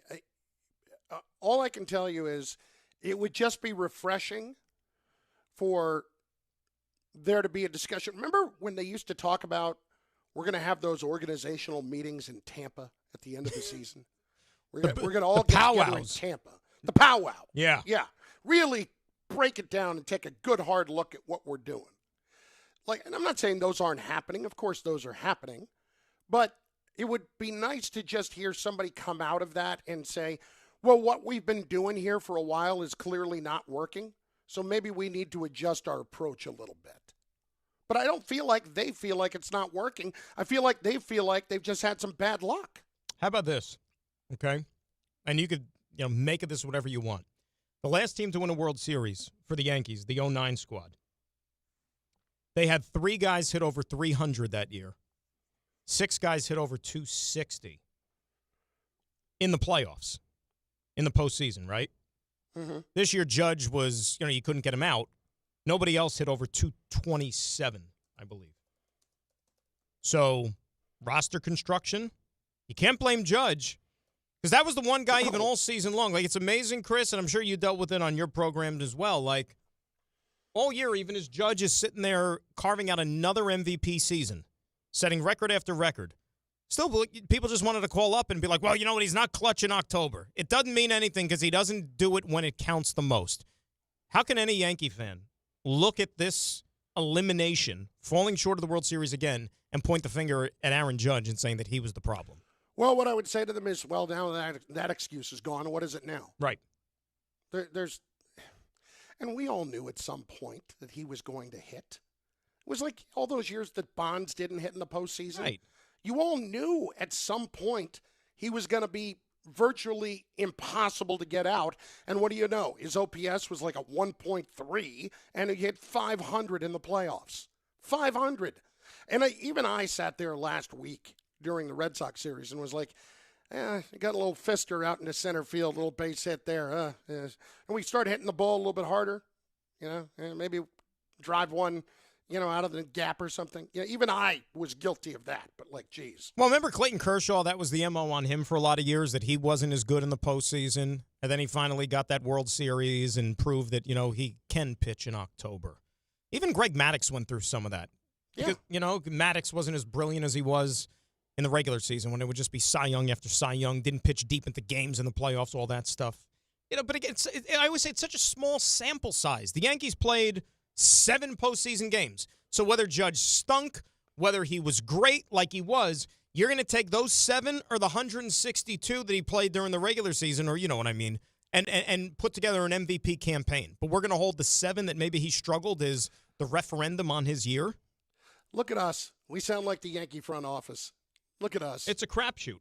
Who would have thought? By the way, off the beaten path, and I apologize for this, but I saw this information. I just wanted to throw it out there. That's okay. Doesn't warrant a long discussion or anything, but this is a place where it's a very safe space. Safe space. You be you. A lot of conversation about the Inside the NBA folks moving over to ESPN. What's the show going to look like? How many times is it going to be on? How frequent is it going to be on? They put out the schedule for Inside the NBA now. Yeah. They will be on 20 times during the regular season of the NBA this year. I didn't look at the schedule. Please tell me if I'm wrong. Mm-hmm. I believe that they are on once before Christmas. 1, 2, 3, 4 before Christmas. Oh, okay. And you know when the 5th thought. one is? Christmas. Yeah. Which is surprising because they didn't work Christmas when they were on TNT. Yeah. I don't think they did. No, not after a while, because then... No, games weren't on TNT on Christmas. They were back in the day, but they obviously in the last several years, it was all ESPN, ABC. All ESPN. Yeah. Okay. But then, 20's not bad, right? No, it's not terrible. It's not terrible. The idea that somehow we're going to be robbed of the same chemistry and all that stuff, please. Show's going to be exactly the same. And after January, or after the new year, they're all pretty much Friday, Saturday, Sundays. Wow. So nothing midweek. There's a Wednesday, the 28th of January. Do me a favor, write that down. I got you. Gotcha. Let's get into Brian in Sleepy Hollow. Brian, what's up, buddy? Hey, just annoyed Yankee fan here. It feels like more of the same always, and I just feel like it's a lot of it's complacency with Cashman. It's like he knows he's got the job. Steinbrenner is just like a silver spoon guy, never did anything in his life, so he's, I don't want to rock the ship. I trust this guy. My dad trusted him. And, Cashman's daughter's got a show on Yes. So it's everybody, Oh, God forbid. They can't pull the plug on that show. Oh, my God, you're so cute. Oh, my God. Yeah, come on. That corporate culture has taken over, Yeah, I would ease up on that one, but whatever. Why? What's wrong? Why? No, I mean, I just, if we're going to go as far as to suggest, well, it's a Nepo baby thing, look at this, and look at that, and all this stuff. No, I think what has happened has nothing to do with any of that. Brian has ingratiated himself with the family so much over the years in convincing them that, I hate to even put it this way, right? Brian obviously saw how difficult George could be to work with. Hal and the kids, I'm sure, saw how difficult George could be at times. So my guess is at some point there was some bonding over that. Well, you remember... And maybe we're going to do things a little bit different than when George did it. Remember 2 years ago in 23 when the Yanks had that awful season, missed the playoffs? Remember Bob Klapisch wrote a story late in the year when the speculation was, is this finally the end of the line? Are they going to make a change? And what did he have in there? That Hal Steinbrenner, according to so many people in the know, in the inner circle, does not like confrontation, does not like firing people, and he wants to avoid it at all costs. So that also, I think, plays a big factor into deciding or trying to figure out what the hell the fate is going to be like for anybody in the hierarchy for the Yankees, which I don't think there's going to be any change, as we've talked about. You know what this just felt like? It felt like a therapy session for a second. I could do a 3-hour show on the father-son dynamic that probably existed, father-child dynamic that existed in that family and how it affected Hal because, well, I had the same thing. So I absolutely know. Me, scared to death of confrontation. It's like a little cat's in the cradle, for crying out loud. Oh, exactly. You want me to take you in? I can take you inside, Dan. But it's really, I usually pay for that. Like you said, it's a safe space. It is a safe space. Oh, did we get any of those today? Like if George was still around? I don't remember. Did we get one of those today? No, we didn't. Wow. We didn't get if George was still around. No. Right, if George was still around, everybody would be unemployed today. In some ways, it's refreshing. In some ways, it's disappointing that we didn't get one. But what are you going to do? Hey, Michael's got 2 hours coming up. You never know. Could happen then. And I am very anxious to hear him. As I said, he was outstanding on the Yankee postgame last night. And then, of course, Don Hahn and Rosenberg all afternoon long. The Yankee season is over. The Giants, well, their season's over, but they're playing tonight. They got a game. It's all coming up. Dan and I will see you tomorrow. Bart and Carlin on ESPN New York and the ESPN New York app. Listen up, New York. It's football season, and you should be out there enjoying every play, every tailgate, every moment. But if you're dealing with neck pain, back pain, joint pain, or sciatica, even getting off the couch can feel like a challenge.